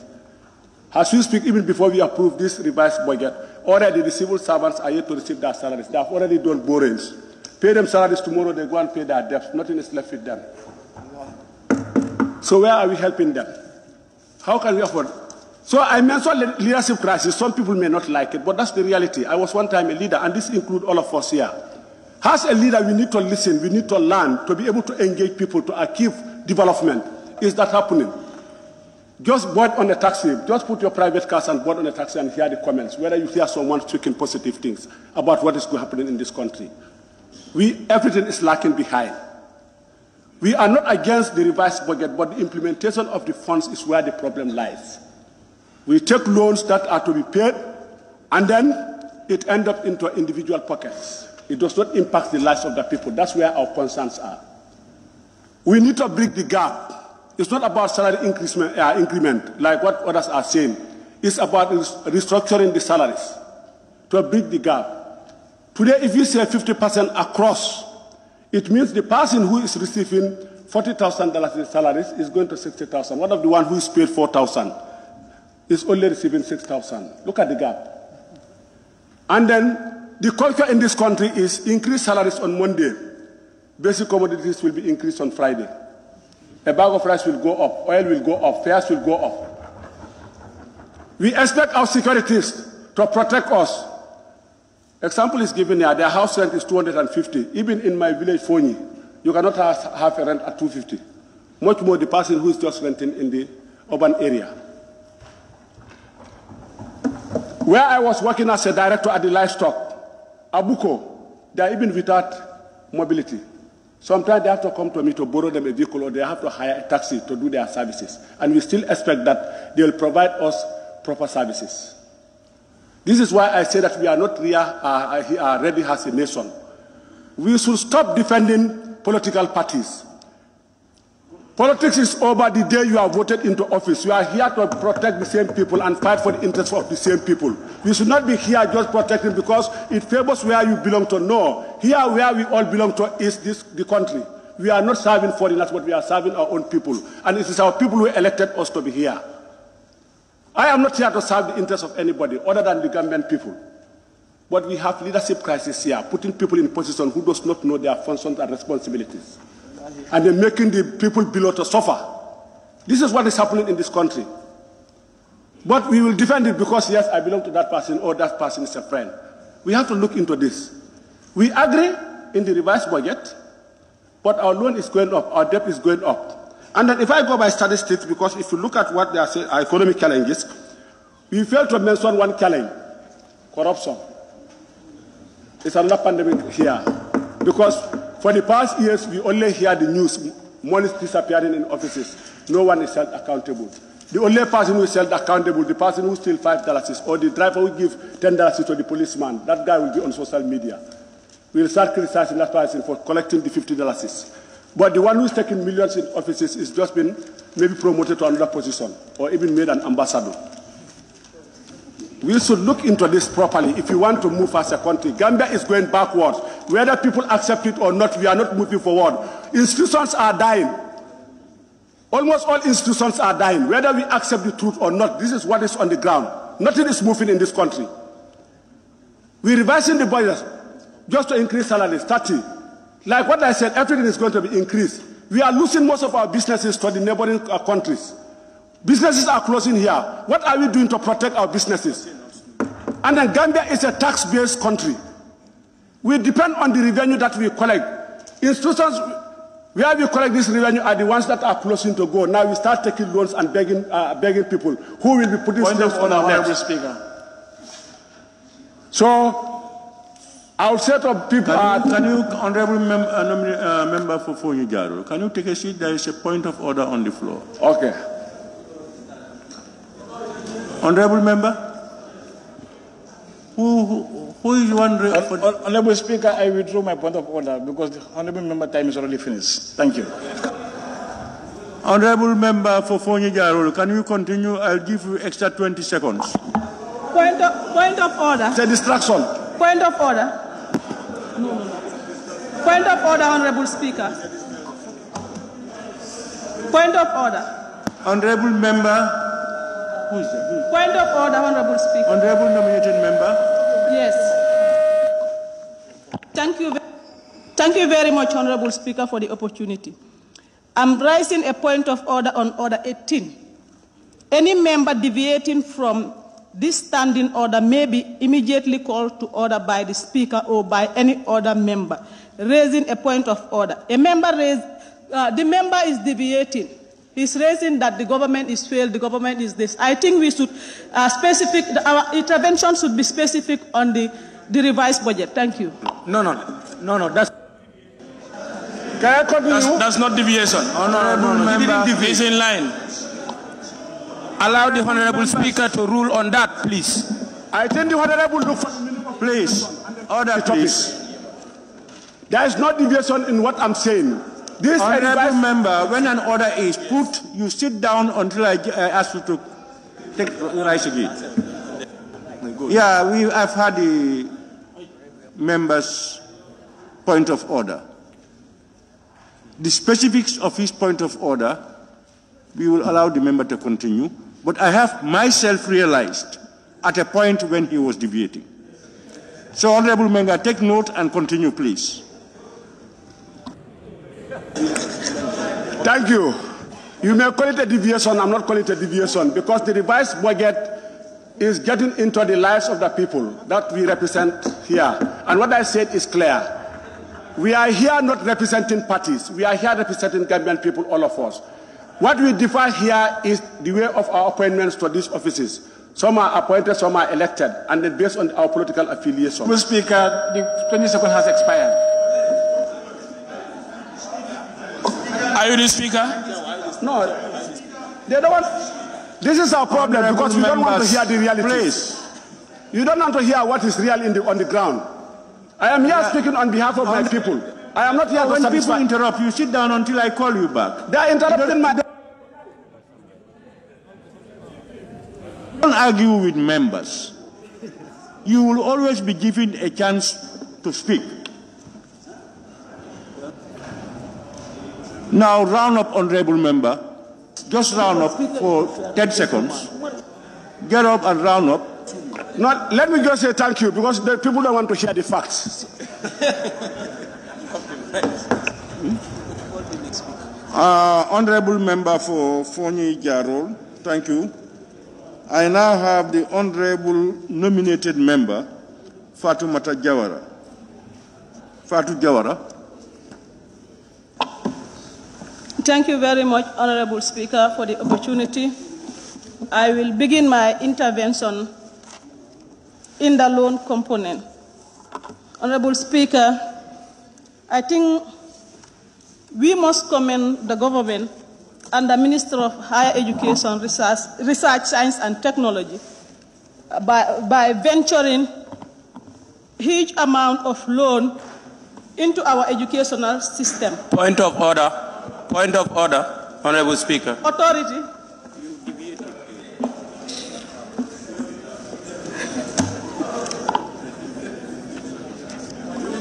Honorable nominated member, can you continue?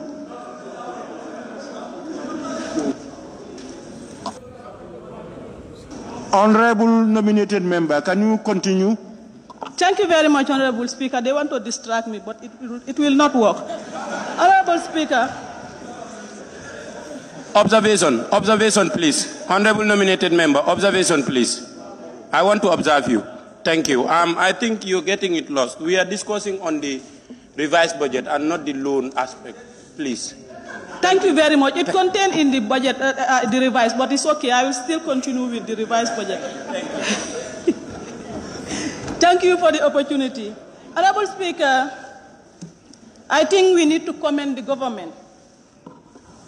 The transitional government, that increased 50% salary increment for the civil servant and 100% for the pensioners during the mid of the pandemic. Honorable Speaker, I have a reason for supporting this, and I have a reason for commending the government in doing so. Honorable Speaker, the government has achieved tremendous achievement during those periods, and yet today we are witnessing another significant milestone by increasing 30% to the entire civil servant. I think that is a laudable achievement that we all need to commend them. Honorable Speaker, considering the current take-home of average Gambian before the coming of this government, I think we all need to be realistic. Honorable Speaker, honorable members, I think we should stop playing with the gallery and be realistic, honorable members. We all know our current take-home as Member of Parliament. We all know the current take-home of honorable ministers. Honorable members, there is a reason why we are called honorable members. It's not that we just deserve the title. We are a position holder, that's why we are called. We hold a position, that's why we are called honorable members. So it doesn't mean that those who are not honorable, we are better than them. But we cannot be equal with them, considering the fact that we shoulder different responsibilities. I am not a normal Fatmata Jawara before, who is not paying anybody as an employment, who is not paying any driver, neither any maid, likewise my other colleagues. But if you shoulder a position of a honorable, you have to have other responsibilities, and people rely on you to help them. So you cannot consider me earning something with somebody who is a low-income earner. We need to be realistic to ourselves. Honorable Speaker, I believe Honorable Point of is... order. Observation. Point of order. Observation. Authority. Okay.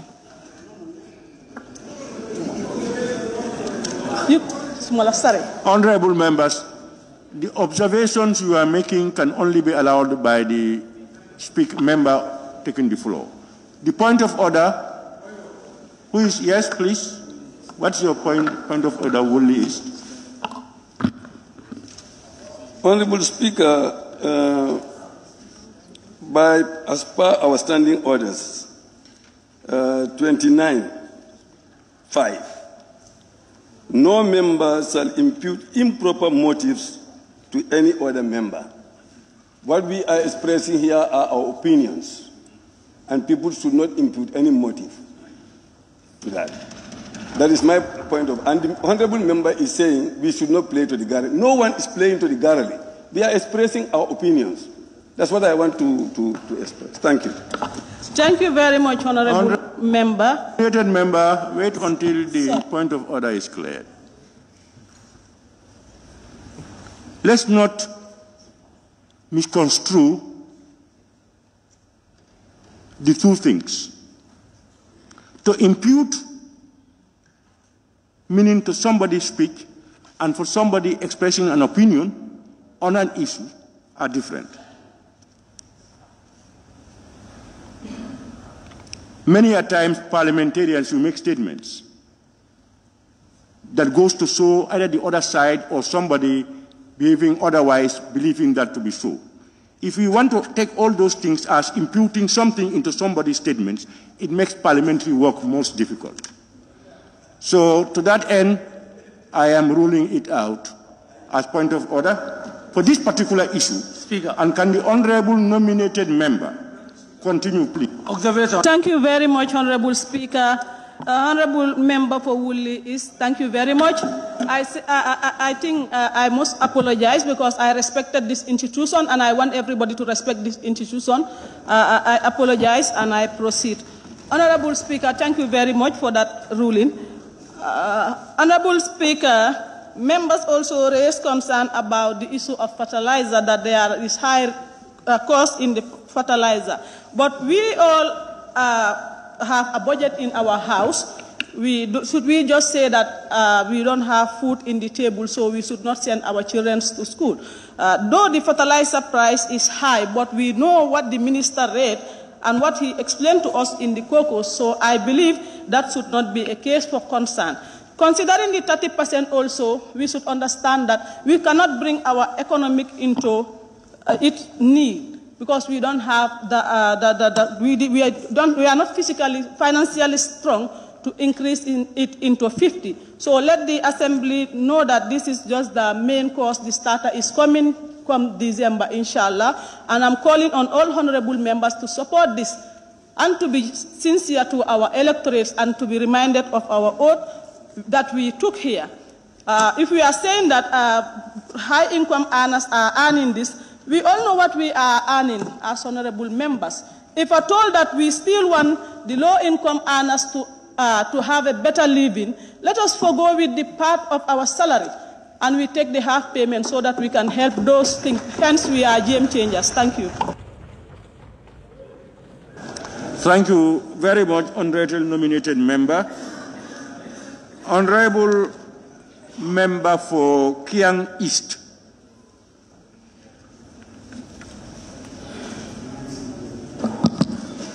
Thank you, Honorable Speaker, for the opportunity.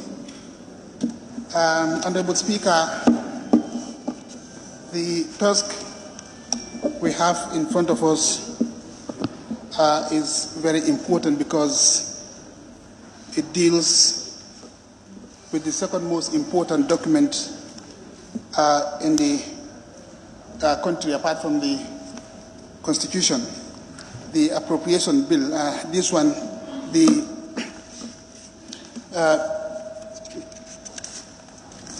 appropriation bill. Honorable Speaker, I think for me, the whole idea of revising this budget is driven by salary increment, increasing salaries of the civil service. That is the main driver behind this supplementary appropriation. Honorable Speaker, in as much as we want to increase the salaries of civil servants, we also must raise our concerns with it. Before I talk about the salary increments and the little things I observed about it, I think I want to start looking briefly at the revised budget. In the Honorable Minister's statement, he said the proposed budget is reflective of the current economic realities and consistent with a stable macroeconomic framework. I want to ask the Minister whether indeed he believes that whether he believes that this will not have any negative implication on our microeconomy. That's the question I want to put to the Minister. And for me personally, I am not sure if indeed this appropriation is going to be helpful, because it fails to address the problems of ordinary Gambians. We are living through very, very difficult times. People are poor, people are hungry, farmers do not have fertilizer, they cannot afford it, it's too expensive. And we are almost halfway into the rainy season, and without fertilizers, we can expect low productivity in the next harvest season. And of course, we know the consequences of that. It's going to be suffering. Food shortages is going to continue. So if this revised budget fails to add anything or fails to capture anything for the farmers to subsidize fertilizer for farmers, I think this is a very, very serious issue. So I don't think it is intended to address the issue of the problems of ordinary Gambians. We also have problems with our health facilities, in the health sector. No drugs. Everywhere you go, there are drug shortages. Yet, this appropriation did not capture anything did not add anything for the Ministry of Health to buy drugs for the people. In fact, instead, it has cut some. It has cut some of their budgets by 6.6%. That's 6.6% of the health budget is cut. Honorable Speaker, the Ministry of Higher Education, Science and Technology, the budget is cut by 8.1% to 23,196,000. Health and also in agriculture we have similar cuts. National Audit Office by 65%. And of course, those of us who are in the assemblies here who engage all these ministries, departments, and agencies in the National Assembly during the consideration of their audited financial accounts, the persistent problems that we have been having here is that for many institutions is that their audit reports were not ready. Their audit reports are also always pending. Why? Because there isn't enough manpower in the National Audit Office to do the exercise. So I would have thought that this sum should be maintained in their budget to be able to train more manpower so that we can, okay. All right, Honorable Speaker, let me just move quickly to the salary increment. Like I said before, I will keep it short. Nobody is against the increment of salaries, but for me, 30% is way too low. 30% for a $3,000 salary earner is only will only add $900 to his salary. Those that are receiving $15,000 will have up to $4,500 his salary. For me, that does not make sense. I would have thought that this thing should have been properly considered, looked at carefully, so that people who are at the lower scale or lower end of the scale receive more increment than those that are higher up. In that way, the gap will be bridged. Last night I was speaking to one security officer, and she was asking me about the salary increment. When I told her it is 30%, she felt disappointed. I could read disappointment in her voice, and I know that is right across everybody. Okay, noted. So when we have to increase salaries, because in fact before all this issue came up, there was talk of a salary review, that salaries were going to be completely reviewed. That would have made more sense. That would have captured all the great disparities between salaries of different scales. But since that is not done, justice is not done to the whole salary issue. And I think if it is not too late, I personally, I would encourage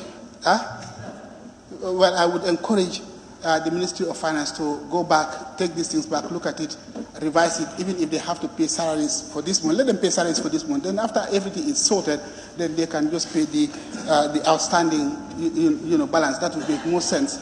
But people are very poor. People are earning very, very low salaries. And, that is not good for the country. Salaries, yeah. And when they look at these salaries again, I think minimum salaries should be able to cover the basic living expense of families, because you cannot pay a salary that cannot even buy a bag of rice for you. And people who are in the low salary and in the low scale, with that low salary, they have to pay rent, buy food for the family, pay school fees, food, medical bills for the family, pay transport to office, and at the end of the day, what happens is they end up eating all their salary before even salaries are paid. Why? Because they take loans. And by the time the next salary comes, all the loans are consumed in the salary. So it's like working for nothing. That's not good for a country. So, Honorable Speaker, with that submission, I beg to take my seat. Thank you very much, Member for Kiang East. I now invite the Honorable Member for Woolly East.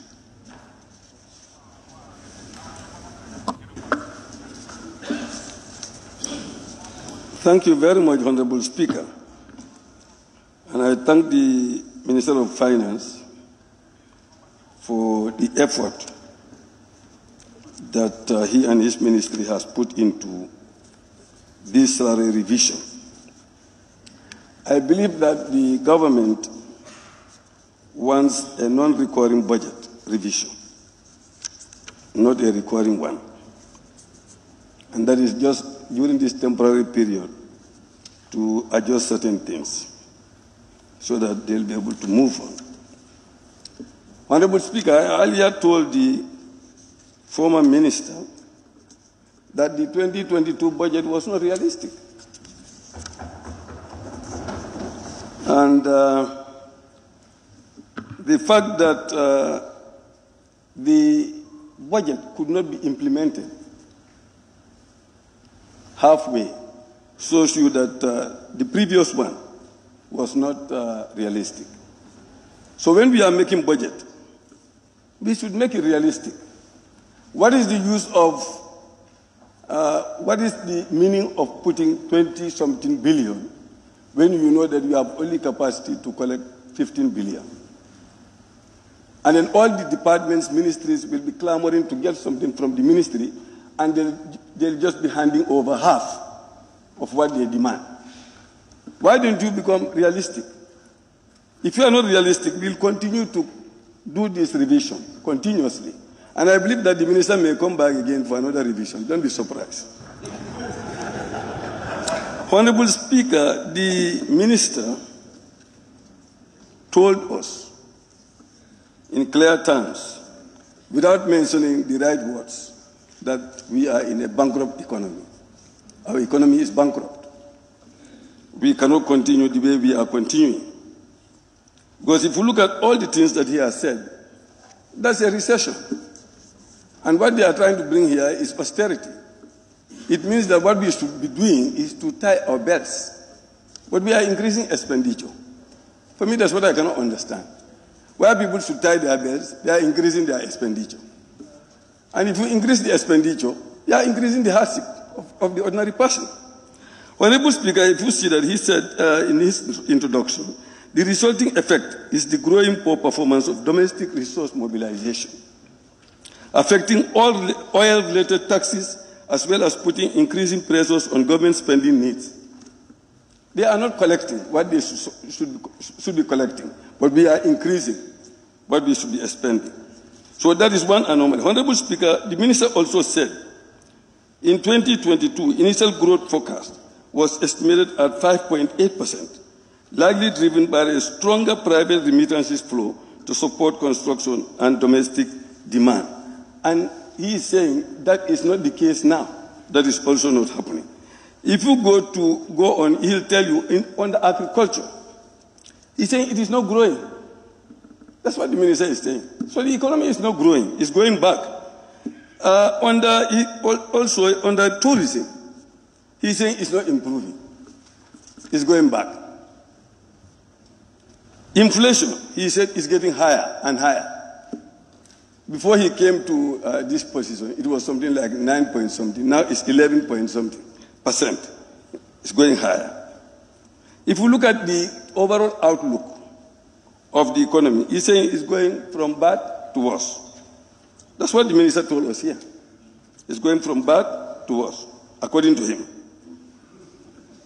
And he also said we need, for this to happen, this salary increase of 30%, just the 30%, he's saying we require 575.8 million to do that.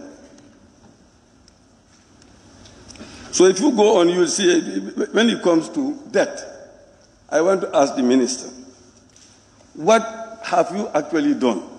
There must be something innovative there. What have you done to cut this debt service by 415? Maybe you agree with the IMF to do that, but how do you do that? That'll be interesting to know. Honorable Speaker, on revenues, there is a general decline in revenues and grants. The continuous subsidy on petroleum products to the tune of nearly $1.0 billion for the first 6 months of the year affected the revenue performance for oil-related products. So which means that the revenue we are getting from oil, that is the fuels, is going down, and therefore we are going to increase the pump price of fuel. So if we give 30% to the worker, then you increase the fuel And then the transports will also increase, fares. So you are taking it from, it's like giving me from the left and taking it from on the right. So it's not an increment. It's so minimal that it will hardly make any effect, positive effect on the ordinary person. Honorable Speaker, if you look at these revenue items resulting in overall reduction of 3.277 billion, that's what we are missing in revenue side. Every effort must be done to collect revenue. And we keep on saying this country is a tax-based economy. A developing country like this, we are not the United States of America, where we have conglomerates, industries all over the place, paying taxes to government. We are not that. We are dealing with ordinary people, with small businesses, etc., and farmers, small-scale farmers. So therefore, we need to be thinking about productive base in addition to the collection of revenue, in addition to taxes. That's what we should be doing. Honorable Speaker, people always mention Ukraine and the pandemic and all. Our economy itself is not growing, irrespective of whether there is a Ukraine or there is a Yemen or there is any. Nothing is growing. So we must make effort to ensure that our economy grows. What will make our economy to grow? He is saying industry is also going down. Construction is also going down. So tourism is also going down. So nothing is going up. So it means that even if there is no Ukraine, we will continue to have these problems. Honorable Speaker, I want to say that what the ministry is planning is to borrow more money. That's what we are planning, to pay taxes. Because the external borrowing has increased. That will not affect us much at the present. But the domestic borrowing, and I'm going to accuse this government because they gave us a policy. The policy of this government from 2017 to now is that they were going to have a policy of reducing domestic borrowing with a view to allow the commercial banks save money to be able to provide to the investors to put it in the productive base of the economy to ensure that the economy grows. But that's not what they are doing. They are deviating from that now.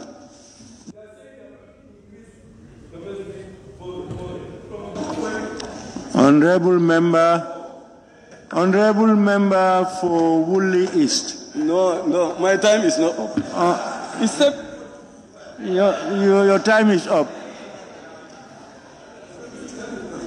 Honorable member, your time is up. No wrap up. Thank you, honorable member for Woolly East. I now invite honorable member for Lower Salem. Thank you, Honorable Speaker, for giving me the floor. Thank you, honorable members, and thank you, the Honorable Minister, for bringing this estimate. Honorable Speaker, we are honorable members. Whoever speaks here, you are honored. We don't want any honorable member to mislead this August House. You cannot compare the last regime and this regime, Honorable Speaker. Private gateway are bought 4.5. Point of order. He's deviating seriously. Yes. Point of order. I am laying my foundation. Point of order. Because I cannot. No, point of order, Honorable Speaker. He's deviating. It's not a laying of foundation. We are not here to compare regimes. Point of order. Honorable members. Point of order, Honorable Speaker. Honorable members. Honorable Speaker, point of order. Honorable members, when the speaker is speaking, you don't stop, my brother. Please. Now, who is calling for a point of order? I am calling for a point of order. I who member for? Fonyi Bintang Karanai. Fonyi? Bintang Karanai. Bintang Karanai. Yes. Yes, please. Point of order 18 clearly states that any member deviating from the topic should be called to a point of order by the speaker or any other member. So he's deviating. Honorable, you are yourself out of order. Honorable Member for thank you, Honorable Speaker. Lower Salim, can you continue? Yes, Honorable Speaker.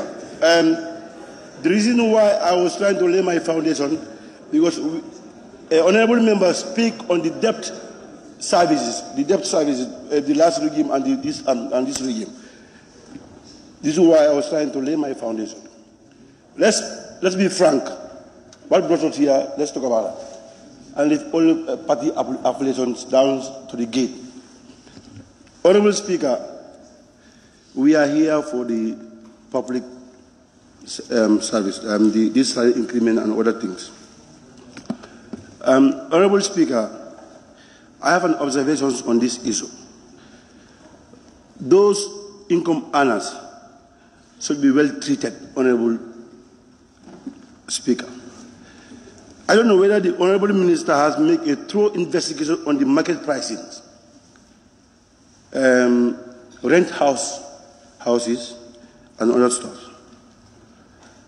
Today, a rent of a particular house, you're going for 4,000, 5,000. And how much you are earning? From grade 1 to grade 6, you earn less than $7,000. Now, you are paying a rent $4,000. School, you have a kids, 2 or 3 kids, lunch, and other things. You come for the survival of the family again. How can we go away from this corruption? It can't be. This is why the entire workers will be there begging or stealing. Sorry to say. Honorable Speaker, why not all these low-income earners, I'm proposing now, I don't know whether it can be go by the minister. From grade 1 to 6, go for 50%, maybe from, 1 to 11, go for 50%, then the other ones go for 30%. Because what the Honorable says, 30% increment, those earning for 2,000 is 700. Those for 300. Now a bag of rice is $1,600. I haven't seen any importance on this article on price. On this article salary increment. Honorable Speaker, we are here for our people. And all sentiments should be left aside. We are voted by our people. These are the nurses, teachers, and other civil servants. As we say, a bag of fertilizer is $2,000. How much farmers can offer it? When we are talking about Ukraine and Russia, why not we talk Russia, Ukraine in our agriculture sector, our tourism sectors? We improve those ones. It's better than going for Ukraine and Russia. Today, a bag of fertilizer is how many dollars? $2,000 plus. If we invest on our monies in agriculture, we can able to manufacture flowers and other stuff. Why don't we concentrate on those ones rather than bring on this issue Ukraine, Russia, Honorable Speaker, yes, I am 100% in agreement of increment of these salaries. Before I be misquoted, I was just trying to lay my foundation because of we are in a political diversion. If you want to say your truth frank, they might take you in on a link, whilst you are not. No, leave me alone, please. Allow me to do my things, please. I'm representing my people, not you. I'm sorry. Honorable Speaker and Honorable Minister, I think we passed a rent act here. You need to revisit the rent act, Honorable Minister. Our people are suffering. Now this, this rent how to call it, those ones who has built their houses, and every day they increase their rent fees by not even notifying the clients there. A rent is 5,000, 3,000 every month, and in fact you paid in 6 months or 1 year. In fact, even now there are others who are even claim to pay in dollars, not in dollars. You need to revisit the market and other things whereby the survival of our young ones will be fitted. Honorable Minister.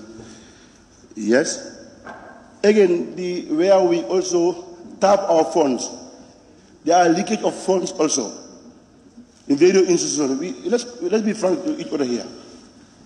You cannot be employing a person in GRA or customs 2-3 months, study building story buildings, driving limousines, cars. It cannot be honorable. And whilst an officer is down there, standing on his feet from 7 o'clock in the morning up to 7 o'clock, up to midnight, they are paid only 3,500. I went to an officer in a trust bank. I found him with a payslip. He's paid a salary. He's paid $3,700. It's unacceptable, Honorable Speaker. The reason why you sleep, I sleep, is because of the security officers. Go to the health facility, the same thing. Go to the teachers, the same thing. Let's increase on our people's survival. Thank you very much, Honorable Speaker. Thank you very much, Honorable Member for Lower Salem. I now invite the Honorable Member for Nyaniga. Thank you very much, Honorable Speaker, for giving me the floor. I will be very, very brief because the facts are definitely very clear as presented by the Honorable Minister. Honorable Minister and your team, I thank you. And then I also want to thank you on behalf of the National Assembly because we are definitely responsible of approving the 2022 budget here. You went back, you review, you realize it is not definitely very realistic. You come back to us, revise it. Definitely, I want to thank you and your team for that. The facts are very clear, as the Honorable Minister have already put. If you look at the revised budget, definitely these 4 factors that he highlighted suffice for us not to even debate much on it. One that he mentioned is the downward revision of total revenues amounting to 3.3 billion. We approve here a revenue in the 2022 budget of 29 billion. Now we are saying it is not realistic. He is revising to 26 billion. What else do we want? Where are we going to get this money? He said they can't get this money anymore. The question is, why are these revenues not realized? That's the question we should be asking, not any other question. Why are these revenues not realized? Then the other thing is a reduction on expenditure. And that's where I have a question on the tax issue. Sorry, on the debt. These debts, definitely, these are debts that we've already taken as a government, as a country, and we must pay, whether this year or next year or in the next 10 years. So you are cutting the expenditure on that. What is the justification behind that? Because these are monies that we must pay. But you know better, and I know you will explain. The other thing is salary increment. And on this, I just want to remind the honorable members. Had it been, it was this 575 million only. Honestly, I don't think the honorable minister will table a revised budget here only for this. Definitely. If you look at when COVID hit this country, 500 million was given to the Ministry of Health. Where did they get that money? It's through the Public Finance Act. By here and there, you make cuts and make it available to the ministers, which is by law. That could have been done, but they said, no, let's include this. Based on other factors, we bring this so that this thing can be approved. So I don't want honorable members to just take the headline, it's because of salary increment we are revising the budget. No, definitely that is not, as far as the honorable minister presented, that is not the only justification. There are other more valued justifications, more and I said, with regards to economic and then economic situation of the country.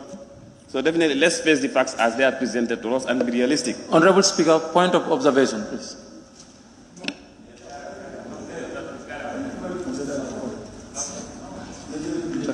Honorable Member, point of observation can only be given by the speaking. So immediately it is made, if the speaker sits down, then you know you can rise to the point of observation. Honorable Speaker, I rise to observe that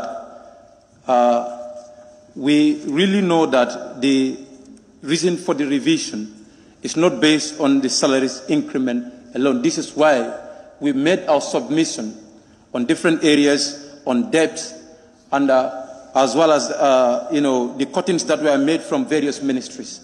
And I want to specifically say the reason why we made or laid an emphasis on the salaries increment, because when the certificate of urgency came in, and as per today's agenda, it says one of it is a revised budget 2022 for consideration of National Assembly to accommodate salaries increment, Those factors have come below, but we might consider them secondary, hence they are not captured. Honorable so we Member, the what is your point is of very observation? primary. This is why we laid emphasis on it. Honorable Member, what is ready? Yeah, but I think the minister has given various reasons for these things, and people are just expressing their opinion on those things and how they see it. Please, can you continue the honorable? Yes, thank you very much, Honorable Member for Kiang. Definitely, you have been enriching my submission more, as you have put it. Because the essence here, as the Honorable Minister put it, they are very, very clear. Definitely, unless you want to pick one issue and debate on it and forget about the others, definitely they are very, very clear. So on the other issue, that is the creation of new ministries. Definitely, this is something which you know that we don't even need to talk about. The executive have the authority to create any ministry as far as they are concerned. That is not our mandate. That is for them. If they create ministries and these people are employees of the government, definitely, and they are entitled as by law salaries and allowances like any other person. So definitely, Honorable Speaker and the Honorable Minister, as you have put it here, I see no definitely differences in terms of picking one issue and then bringing them others, because all these issues are definitely related. So on that note, just that the two issues that I have, why didn't we realize the 29 billion revenue and grants as far as the approved 2022 budget is concerned? And then why are we cutting servicing of the debts? Why? What is the justification behind that? So on that note, I thank you and then thank everybody.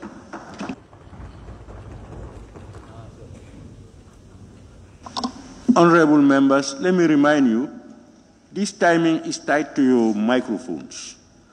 If you talk for 2 minutes, you are interrupted, and then you put off your mic, you start again, it starts afresh. And then we will take note of your 2 minutes. So that if you look at it, if it is going to be 8, by 6 you should get off. I now invite the Honorable Member for Talinding Kunja.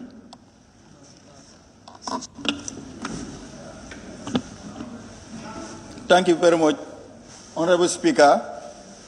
I believe we are all here for the interest of our people.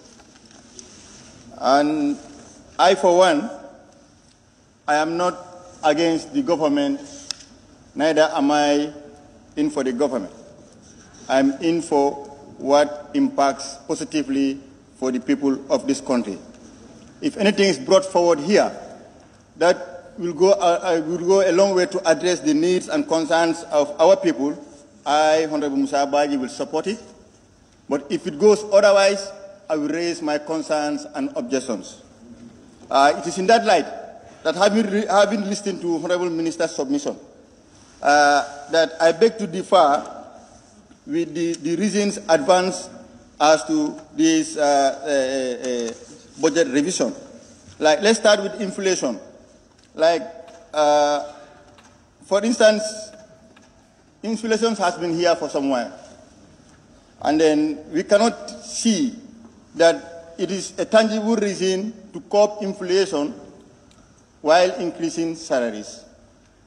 I personally, I have high hopes on the Honorable Minister, given his background. But I was expecting the Finance Ministry to come up with robust policies that are designed to address and curb the impact of the inflation. Because inflation, everybody in this country bears the brunt of inflation, not just the civil service sector. So if you bring a salary scale to help civil servants address the inflations in terms of the hike in price of commodities, what are you doing to the people who are in the private sector, to the Gambians who are in the private sector, who are in the informal sectors, the people in Bulibana, in Basse, in Koina, who are not civil servants? What is the economic policy to address the concerns and difficulties of those people so that they don't also feel the pinch of the inflation? I was expecting the ministry to come up with something like that. Because for me, it's not just feasible to just increase the salaries, and then you've confirmed here you don't expect the inflation to go below 5% for the rest of the year. What happens if we increase now? 2 months later, inflation goes up to more than 10%. Should we now come back again and revise? Should we be just adding salaries just to make sure we curb inflation? I think we should be having policies that are geared towards addressing the inflation so that the larger population we all enjoy, because we are all Gambians, because we all go to the same market. We all buy the same bag of rice, the same onion, the same thing. So it's important for me, generally, like many people have alluded to some of the differences. It's just like widening the income margin between the high earners and the low earners. The 30% is the same line. For me, I would have expected the Finance Ministry to come with allowances, like cost of living allowances. Like somebody said, the income, the take-home for police officers and teachers and all that is very low. Now, to address those things so that because we are talking about inflation, so that they have something for a better living, we look at an allowance that's not going to be taxed. Ministers are having cost of living allowance. Why not we create cost of living allowance for all the civil servants? And then look at the market, what is affordable, what that can help them to have a decent living. Because 900 to somebody's this thing, I don't think that is something we is addressing anything at all. But then we have to welcome that, not that we don't appreciate that our people must be remunerated well. We all know that Gambia, compared to other West African countries, we pay less. That is in all spheres of our workforce. It's not just even from ministers' level to down. We pay less. So that is why, all the more reason why, I don't see why you included ministers in this category when you are talking about civil servants. Ministers are not civil servants. True, I agree. Our ministers are paid less compared to their counterparts in other ministries, in other countries. But that's not peculiar to ministers alone. That's across.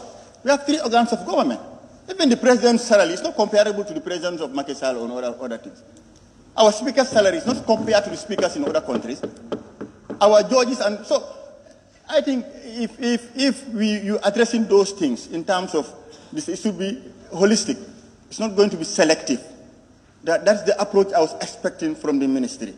But we have to hail that if we want to attract talents and certain things in certain people, they must be remunerated accordingly. I acknowledge that. But it's not supposed to be selective. So the other thing I want to comment on is the cuts. Because you said, what informed the decisions that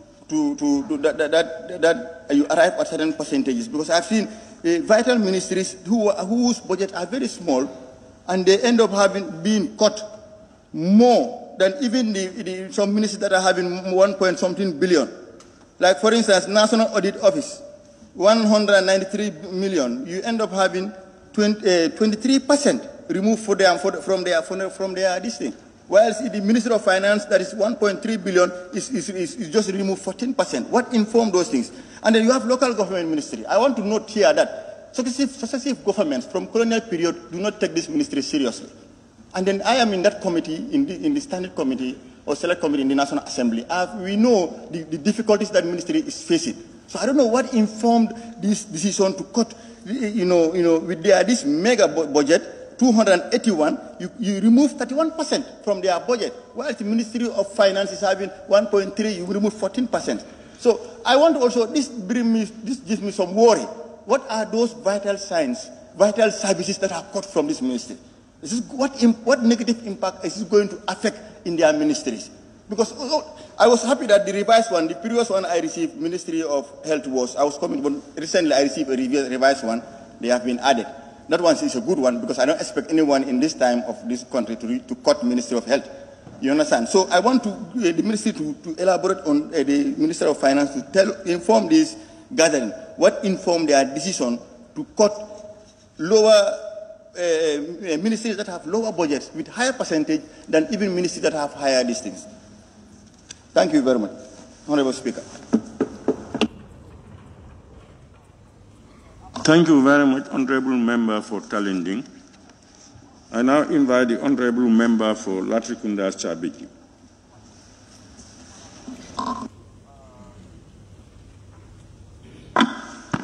Thank you very much, Honorable Speaker, for giving me the floor.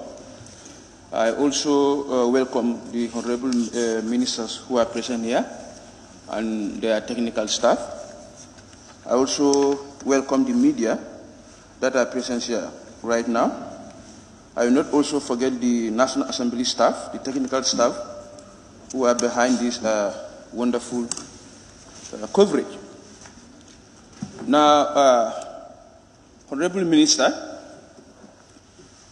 you will agree with me that the economy is not doing well. Our economy is not doing well, and there are clear and avoidable signs that it will crash without serious austerity measures.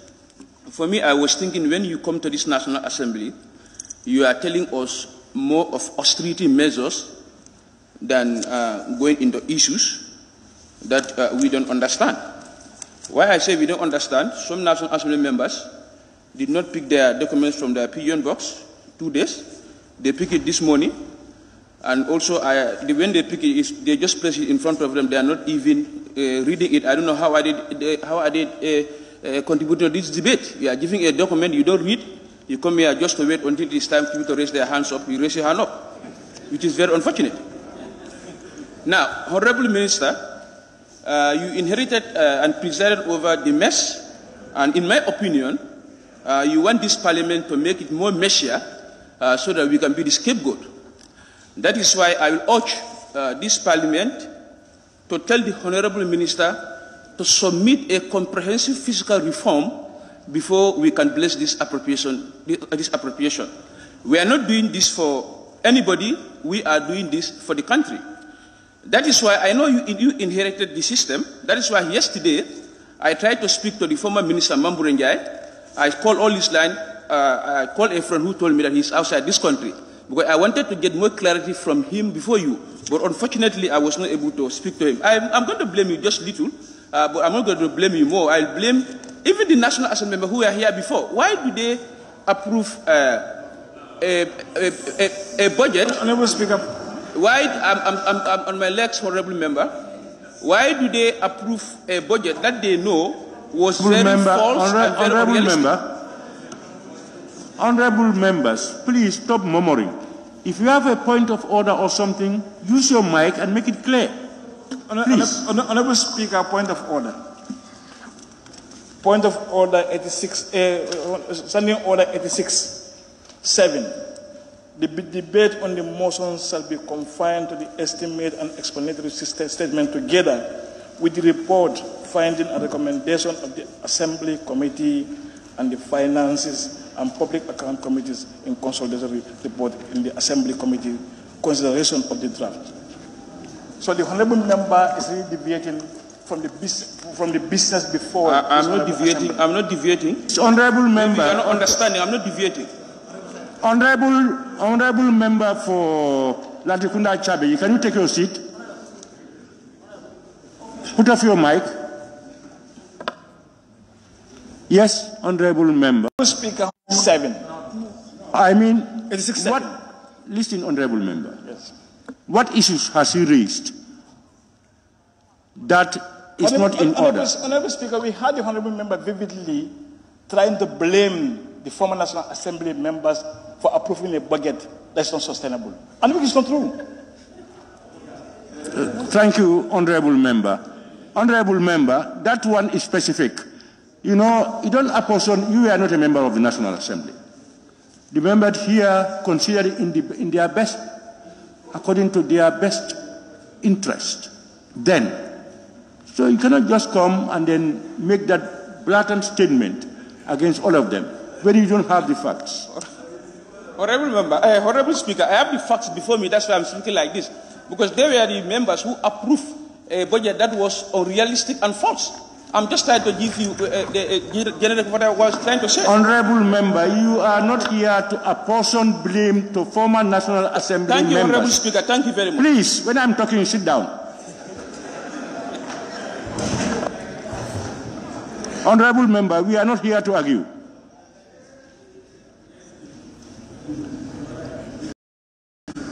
Please, no more of those type of statements. We don't impute something into somebody. You are doing your best and your opinion. Respect others for their best and their opinions. Then you can take the floor. Thank you very much, Honorable Speaker. As I said before, I expect the Minister to be talking more on austerity measures so as to save a lot of money for the government and to decrease the cost of governance. Now, these austerity measures, in my opinion, should include the ministers to be allocated with only one car, the vehicle policy to be immediately introduced. Point of order. Honorable Speaker. Point of order. May I hear the point of order? Yeah, thank you. The Honorable Member is reading from his device. And according to the rules of order, 17, behavior of members, E, members shall not use mobile phones or any other electronic devices in the chamber or at committee meetings. I submit. Thank you. Honorable Member, point of order sustained. Honorable Member? Honorable Member, when I'm talking, sit down. I've told you this. Put off your mic. Honorable Member, you must not read from documents, until you want to make reference, and you don't use mobile device. This device is here. Please. You can go ahead. Honorable Speaker, that is exactly what I was doing. I have my talking points that I was referenced to actually, and I think anybody who spoken here and kept quiet before, we are all using their devices. Point of order. See, Honorable Member, you don't argue with people. Point of order. Point of order. Honorable Member, you should not use your mobile device or any other device. Please. Yes, put it down. I'm talking. Yes. Are you putting me to point of order? No, I want you. Huh? Yes, that's why I'm talking. Please take time. I will consider you. Honorable Member, what I'm trying to clear is you can use your notebook or any other to put your jottings, but don't use these devices, technical devices. Yes. Honorable Speaker, point of order 17D has been explained by the Honorable Member of Sabah Sanjal. Members shall not read newspapers, books, letters, or other documents except when making reference to such parts therein as may be directly connected with the business of the Assembly and with the permission of the Speaker. And I believe the Honorable Member was making a reference. Honorable Member, you are making two different points. Thank you. The member said he was using a device. You are talking about making reference to newspapers or documents. Please, Honorable Member, you yourself, you are out of order. The member is telling you, the Honorable Member is making the point of order that the Honorable Member is using a device. If the Honorable Member, if you are quoting from newspapers or looking at your notebook, it's fine. But don't use the device. Please. Can you continue, please? Thank you very much, Honorable Speaker. Honorable Minister for Finance and Economic Affairs, I said it in my preamble. I will urge you to go back and resubmit a clear budget that is going to be understandable by National Assembly members before we can bless it. Note, I am not saying that I am against the salary increment. I'm not implying that. But I want a salary increment that has been pronounced by the executive. There was a time salary increment was pronounced by the executive. The executive failed to do this. So now the minister come here to make a scapegoat to say it's the National Assembly members who did not want your salary increment. That's not the case. We want salary increment, but we want it to affect or impact the lives of citizens of this country.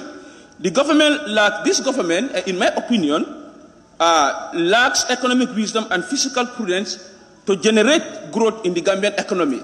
Now, your main concentration should be on high inflation, especially with regards to food prices. Now, bag of rice in this country is like $1,800. This should be your area of concentration. And you should also concentrate on high youth employment in this country. How do we save our economy? We must also generate employment. We must create employment for our youths. The collapsing agricultural sector. Other honorable members have said here before, the price of fertilizer is not acceptable, and the Agriculture Committee has deliberated on this on several occasions. These are some of the issues that this government should concentrate on, not any other thing to increase salaries. Probably it might not even be sustainable. Because what I realized is, the economy was based on false and unrealistic projection. The Honorable Minister inherited and also going with the same false and unrealistic projections. And this can lead to our economy being crushed. So this is something that I will urge the Honorable Minister and the Minister of Finance to put into consideration very seriously. Now, if you go to the budget for the National Audit Office, the National Audit Office will face serious efficiency and operational challenges with the serious cuts in their revenue. Now, for instance, you look at training cut by $1,550,000 will adversely affect the capacity of the National Audit Office performing its statutory function. So this is something I think all ministries should be cut, but when it comes to time of these critical ministries, they should not be cut because we all know the function of audit to make our economy grow well. So if you are cutting the operational budget of National Audit Office, it doesn't give me sense at all. External audit services budget reduced to $20,525,000 will leave many government projects and institutions unedited, as the National Audit Office does not have the capacity to carry out the audit of all government institutions. This is the implication. If you cut the budget for the National Audit Office, they will not have a capacity to perform their audit function. So I will run the Honorable Minister, coming back to the National Assembly with a revised one, to please put that into consideration. You also look at civil service reform has been reduced from 15 million to 0, clearly showing the government's lack of commitment to carry out necessary reforms. The government is instead using salaries revision without reforms as a tool to satisfy government workers to make a meaningful Honorable member, two things. Sit down, please. Leave your mic on. Okay, but you have 1 minute. Two things. When you make jottings, jottings are not notes you read. You are reading from my own observation. Honorable Speaker, I think you are also interrupting my session. Please. You are. Please, put up your mic. Don't put on your mic until, please, I ask you to take your floor. I observed that myself. I was observing, following that, those observing orders, that you are reading, not notes. You are reading notes and not jottings. And that is out of order in the Assembly. Please. And you have, I give you 1 extra minute to continue, please. Thank you very much, Honorable Speaker. What I'm trying to say is the minister comes here to make us a scapegoat. Now, when executive make a statement to increase the salaries of civil servants, this was since January. They couldn't do this in January. They referred it to July. Now it is at the end of July they come to the National Assembly to make that they realize this is unacceptable. Next time, let it be passed to us before a month or so that we can go over the documents and understand it very well. Thank you very much. Thank you very much, the Honourable Member for Latrikunda Sabegi. I now invite the Honourable Member for Banjul South.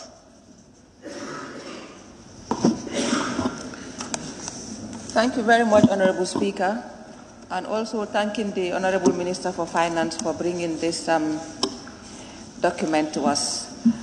But first of all, I would have appreciated if it had been accompanied by a serious civil service reform. We all expect our civil servants to be paid well, not only as an incentive, but also to curb corruption, which is very rampant in this country.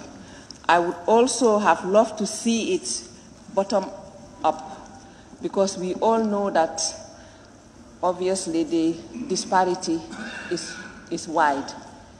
The amount of salary the lower graders receive and the amount of salary the grade 12s receive is the difference is very wide.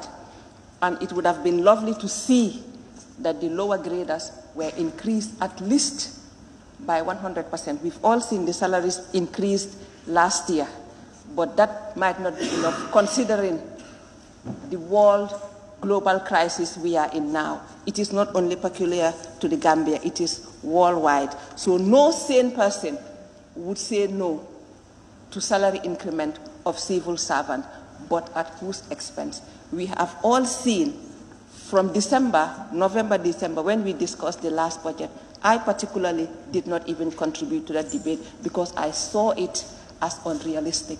I saw it as window dressing. I saw it as a campaign strategy to tell people that government was reducing their expenses. It was always a facade. It was a lie, I would say.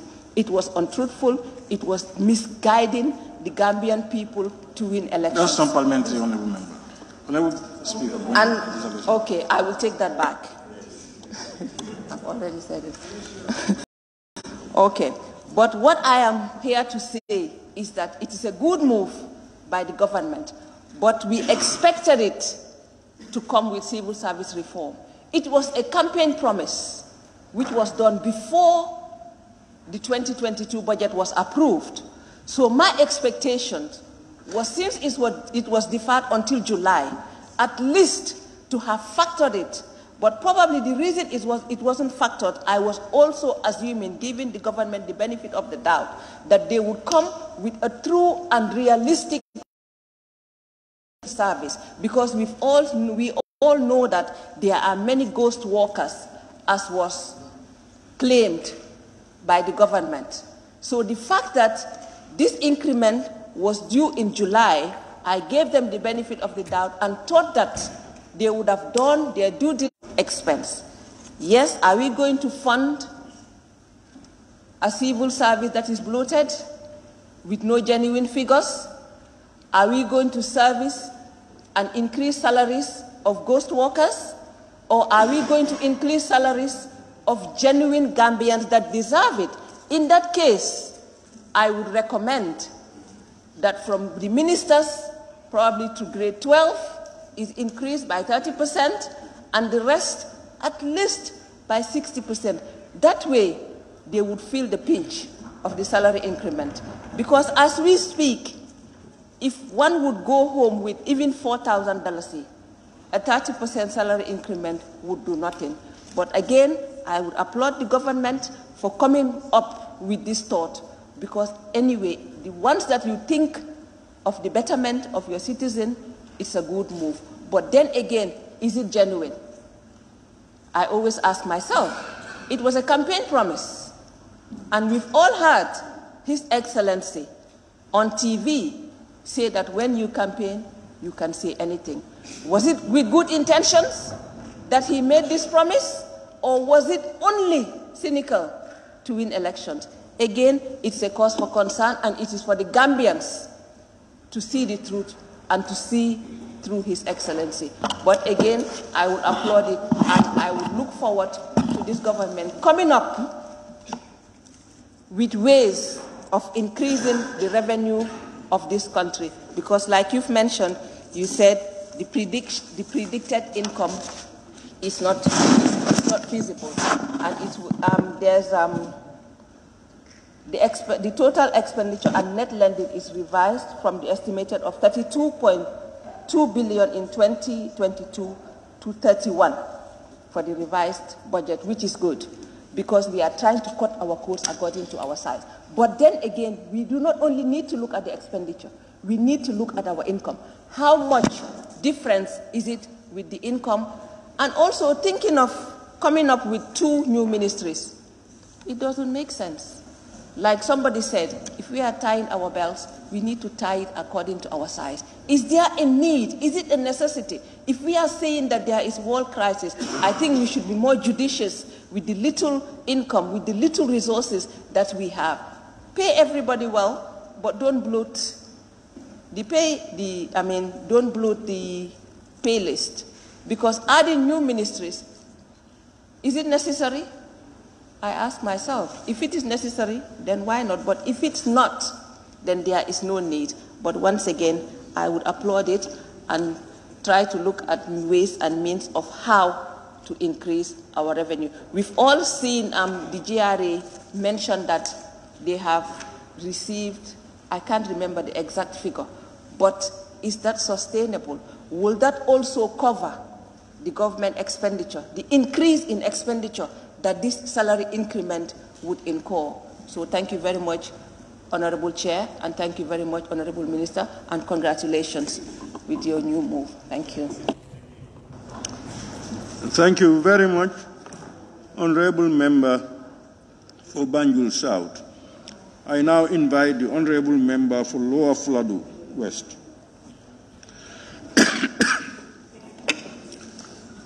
Thank you very much, Honorable Speaker, for giving me the floor. I thank the Ministry of Finance and the technical team for the job they have done for the Gambia.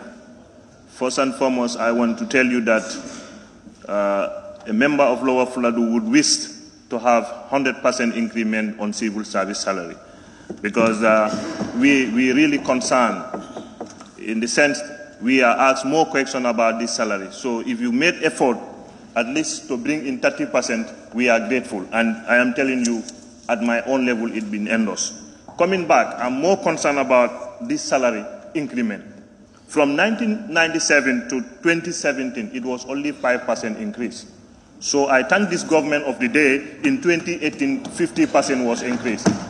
And I also continue to thank this government also, seeing a 30% increase in 2022, meaning that this is a serious government that is interested in the welfare of their people.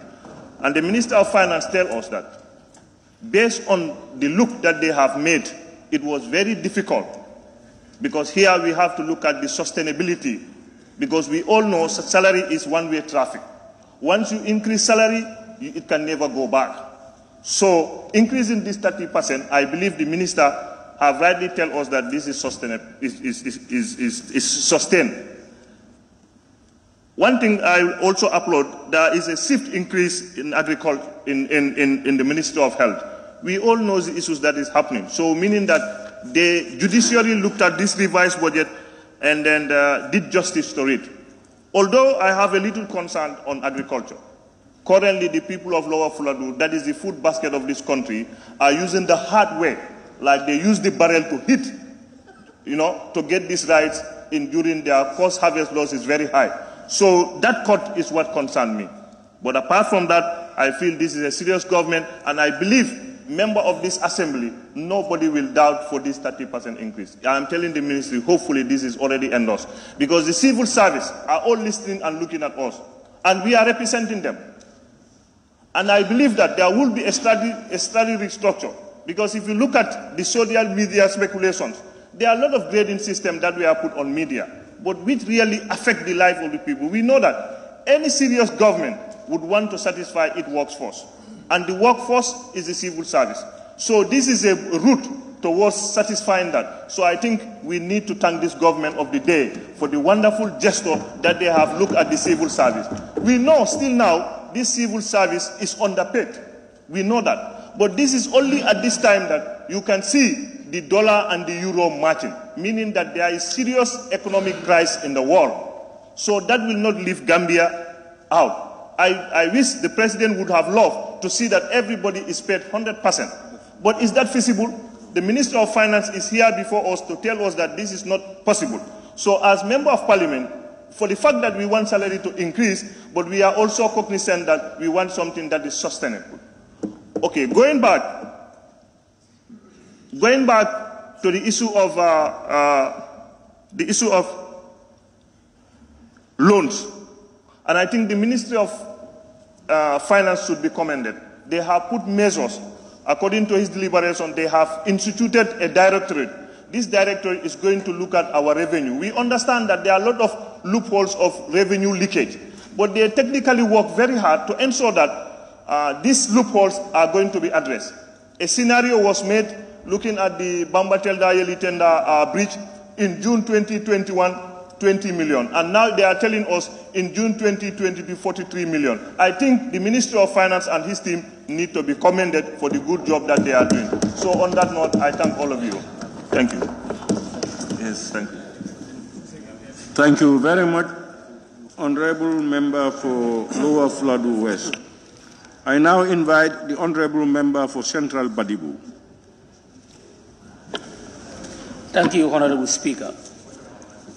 Honorable Speaker, I'm proud to stand before my colleagues today to look at the revised budget. We have been vindicated.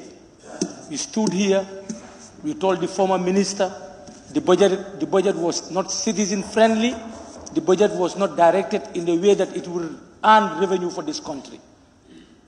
We stood here and we told them. They tried to defend it, and the budget was passed. Today, here we are. Honorable Speaker, by looking at the statement made by the minister, by reading the first page, even the introduction, tells us that they don't have a smart program and policy to rescue this country economically. Honorable Speaker,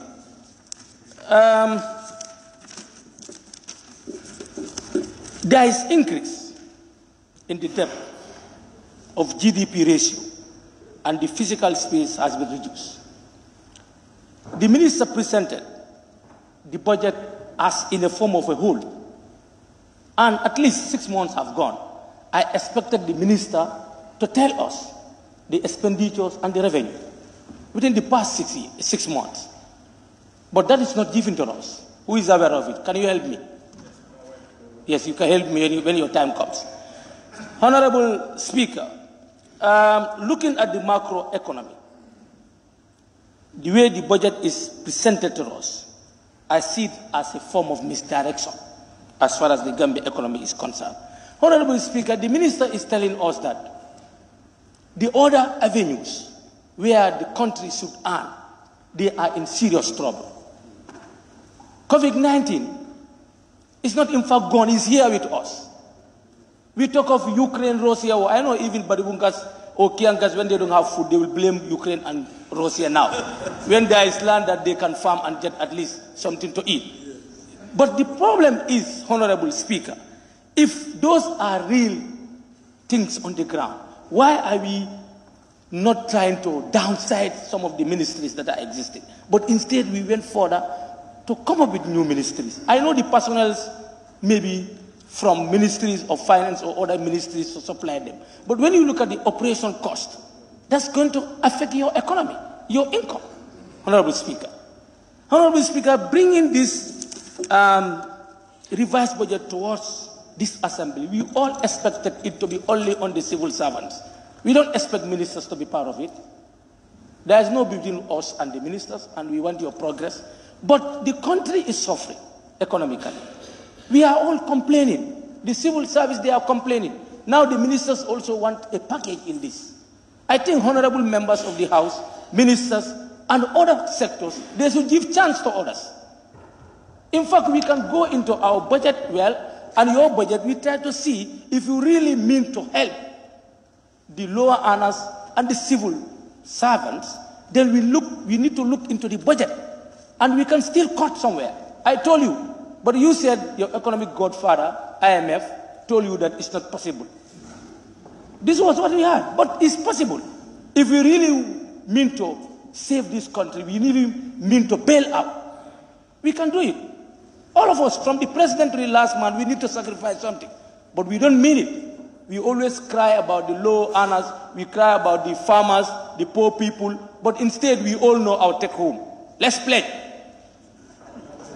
Let's play. From the minister, from the president. No, I play 20,000 every month. All of us, we play. We bail our people out. But we don't mean it. We don't mean it. If we mean it, we have to look at this situation, Honorable Minister. Honorable Minister, it's a country that is entirely, it's not sustainable. It's not sustainable. We expect us to also export goods outside this country so that our foreign exchange can go up. But that's not happening. Countries are going forward, Gambia is going backward. We only want to focus on salary restructuring, and you can't do that without having money in hand. Observation, please. Yes, Honorable Speaker. Yes, you give me the floor. Yes, Honorable Speaker. This is why I say we are honorable members. He pledged $20,000 every month. Take it note, Honorable Minister. Yes, we start the talking. Thank you so much. You know, I was asked, but I prefer you. Hold on. This is very simple. We are responsible people. This is a country that we want to develop. What I'm saying is, if we want to develop as a nation, let's all come out with something. Do you understand? Come up with something. You are a joker. Honorable Speaker, what I really want to tell the minister is, I am not convinced that the increase is sustainable. I'm not convinced. The simple reason is, the minister didn't tell the assembly the source of funding. The source of funding that we are stated here, I see it as a Robin Hood system of taking from other end and give it to the other end, from the left to the right. This is how I see it. Honorable Speaker, reference to page 5. In the context of improved domestic resource mobilization, the ministry has established a new Directorate of Tax and Revenue, which will focus on enhanced compliance and monitoring of revenue performance. This will cover critical areas such as domestic and international state taxes, as well as tax expenditure. Honorable Speaker, GRA has been doing excellent tax revenue collection in this country. This is not the solution. It's not. Creating a new directory, that is not the solution, Honorable Speaker. Honorable Speaker, pay as you earn. The ministry has issued a letter to all SOEs to submit records of payee deduction, filing and payment to the Gambia Revenue Authority. So it means there is a system already in place. So what are they creating again? Now, going to similar measures are being undertaken by the new directorate to all VAT registered entities in the country. Are they telling us that those VATs that we have been hearing since 3 years ago, are they not realized? Honorable Speaker, coming to tax exemption and income, our income that we pay, it's stated that from our income, when we pay, this money will be taken out, and it will be safe to pay this increase. How can that be possible? You pay me salary, I paid income tax out of that, you take out that income tax, and you want to save it for what? I'm not clear with this, Honorable Speaker. You give me from the right, you take it from me and give it to the left. Honorable Speaker, we have to be well informed. We all know that our people are suffering. There is need for salary restructuring. This was my expectation. I thought the tax that was given to PMO, they will continue to work on that. But if the minister now is coming at this crucial moment of the year to say that we have to adjust these salaries, who could have, it means, there is a force from somewhere. Who is forcing us? I think we have to take our time, holistically, we look at these issues. Once it's done, it benefits all of us. Or the target could be fulfilled. Honorable Speaker, coming to the expenditure policies. You have seconds left. Thank you. I will make it 30 seconds for you. No, I don't want to finish my time. Thank you. Thank you very much, Honorable Member for Central Badibu. I now invite the Honorable Member for Fonyi Bintang.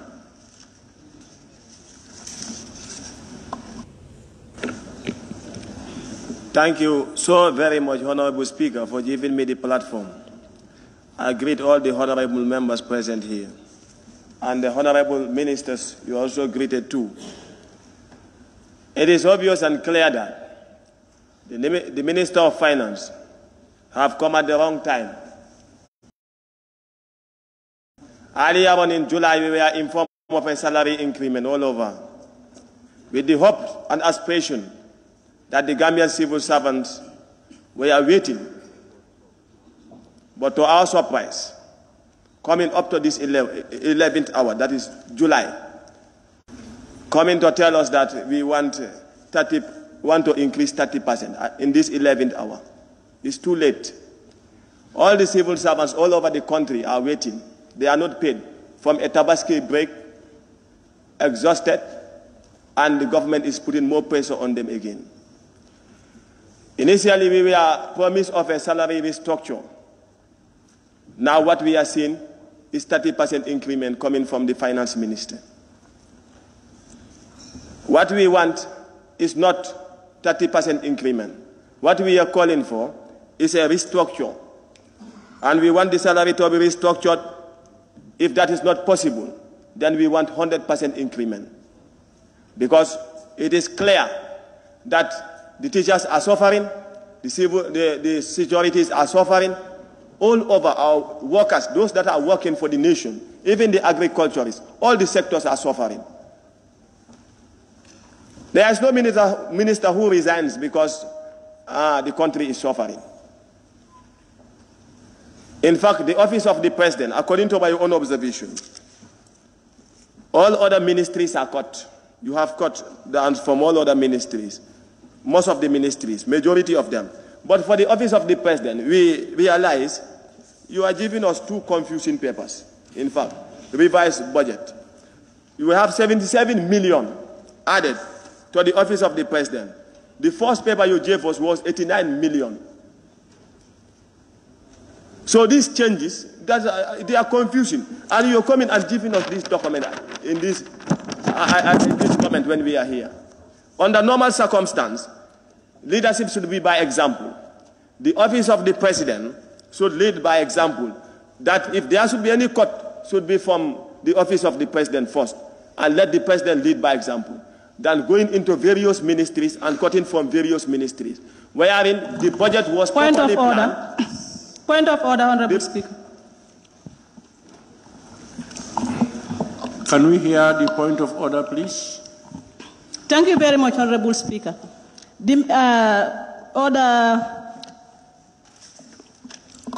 Order 6 on the content of speeches.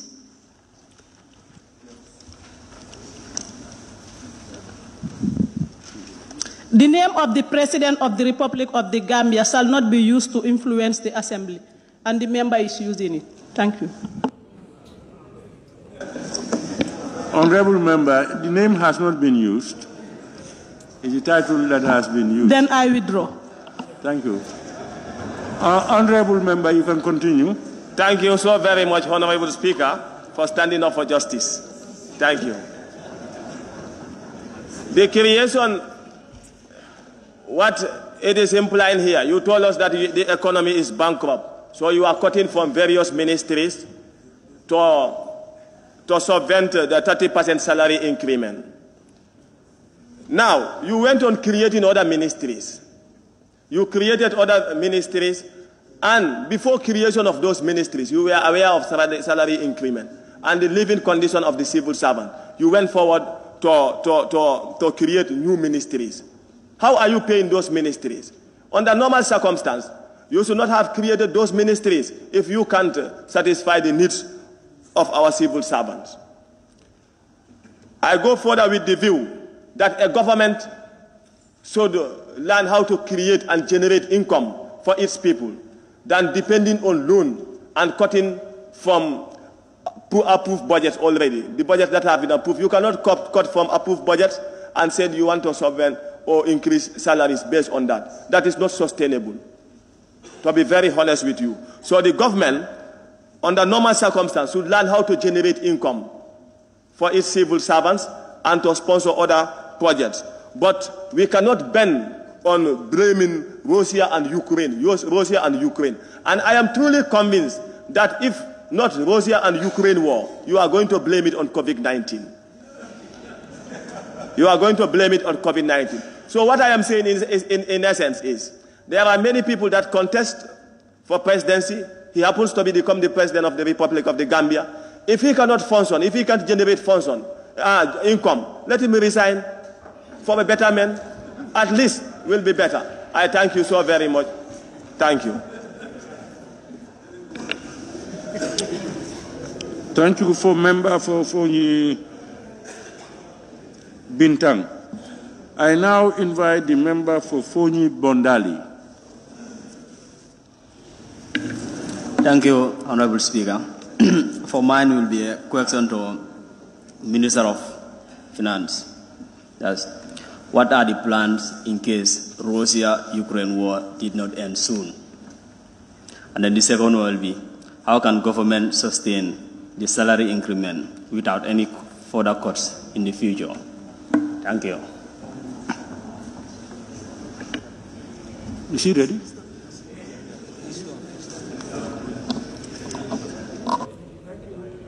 Thank you very much, Honorable Member. I now invite the Honorable Nominated Member, Keba Langfufona.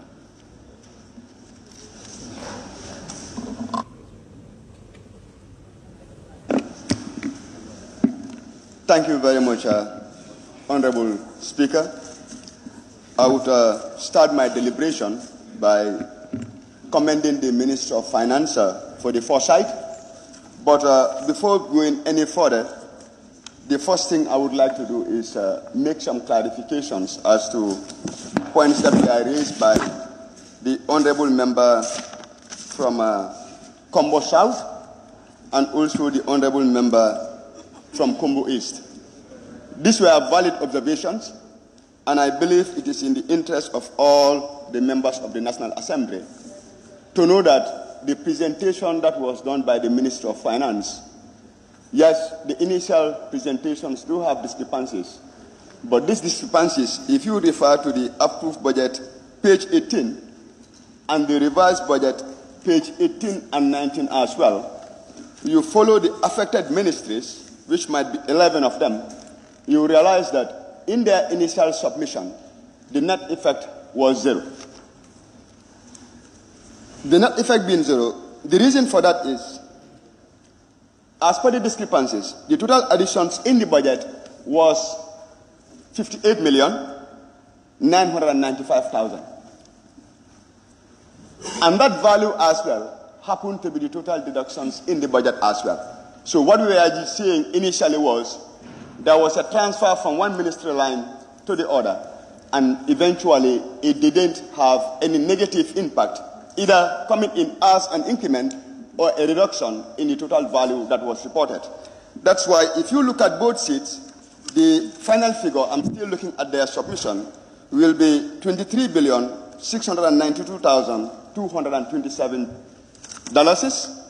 which was based on the submission of the Excel sheet that was given by the ministry. And the same figure is what you will find in the revised budget. So, Honorable Speaker, it is my submission to the honorable members that the submission indeed is correct. Of course, you can go ahead. Yeah, you can go ahead. Yeah, I want to observe it.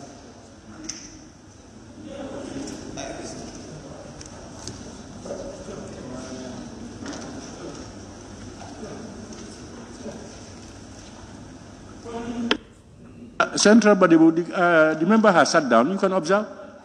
Okay. It's only when the member does not sit down, it means he will not allow you to observe. Thank you. But if you want to observe and the member sits down, you can immediately take off and then make your observations. Okay, Honorable nominated member, the explanations that you are giving to us, if I heard you very well, are you telling us that there are expenditures that were unauthorized in the budget? Can I proceed from there? Okay. I think I would add flesh to what I was saying. If you would permit me, Honorable Speaker, I will refer the members of this Assembly to the approved budget, page 18. And I will do this in correlation to the revised budget, page 18 as well. We will just concentrate our deliberation on one budget line item only, as an example. Let's take the Office of the President. This is just, I'm doing this to clarify the points raised by Combo East and then Combo South as well.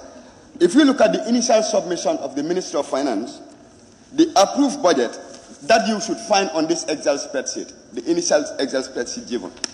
The approved budget, what they submitted was 672,650,000. 672,650. This is what was on their approved budget. Okay, on the Excel. If you look at the approved budget of 2022, what is there is 677,650,000. These were the discrepancies they were reporting. Okay? So, what I am telling you is there were no unauthorized expenditures in the budget. What they should have done was do a comprehensive, thorough reconciliation of the budget, which I did. If you do it, you will realize that 11 ministries are concerned. And the net effect is zero.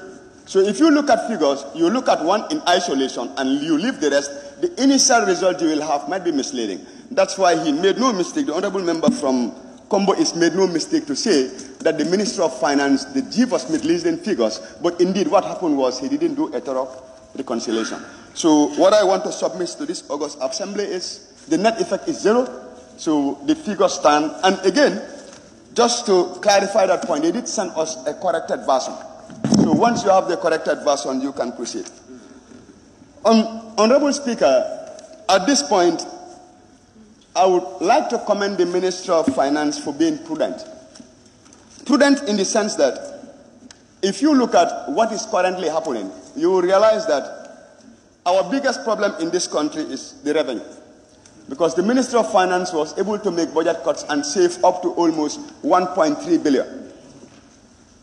This 1.3 billion should have been sufficient to take care of the salary increment of 575,000. But what we are seeing at the end of the day is an increment on the budget deficit from 2.2 to 4.4. Why? Because there was a reduction in revenue up to 3.3. So now the question is, if at all the salary increment is 30%, and we have a surge, an increment in the deficit from the approved budget of 2022 to the revised budget of 2022, from 2.2 to 4.4, rationality would preach that you apply sustainability. Now, if you should go for the 100%, what is going to happen? The deficit will go in threefolds. Is that sustainable? That wouldn't be. Of course, we are Gambians. No, it is sustainable in the sense that studies were conducted. And this Honorable Assembly knows that. You know, that studies were conducted and initial proposals were brought down to ensure that at the end of the day, whatever is effected, approved, and agreed on as the increment will become what? Sustainable. You know, and the other area I would definitely like to buttress on is the fact that the ministry had the foresight to take out almost $3.3 billion in revenues because they realized that these revenues cannot be attained. Why am I saying this? That's a sound financial policy. It's based on the principles of prudence. This is a serious government. If at all it was another government, they would have said, okay, part of those 3.3 billion concerns $30 billion, 30 million euros, which is coming from what? Litigations. They might say the case is still going. The possibilities might be are there that the trend might change and we will have the money. But at this material moment, the moment the government realizes that, you know what, the likelihoods of getting this money are very slim, then knock it off from the books. So I believe the Minister of Finance needs to be commended, again, for being prudent. Because if we all agree that the main concern or the main problem of this country is on revenue, I think it is only prudent and rational that the ministry establish the Directorate of Tax and Revenues. Mr. Speaker, I am one of the people who fervently believe that if this country manages its tax collection well, we might not even go for loans and we will not operate at a budget deficit. There are so many leakages in the system.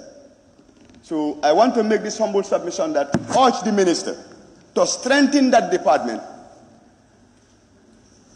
ensure that the necessary tools, the instruments are provided together with the strategic operational plan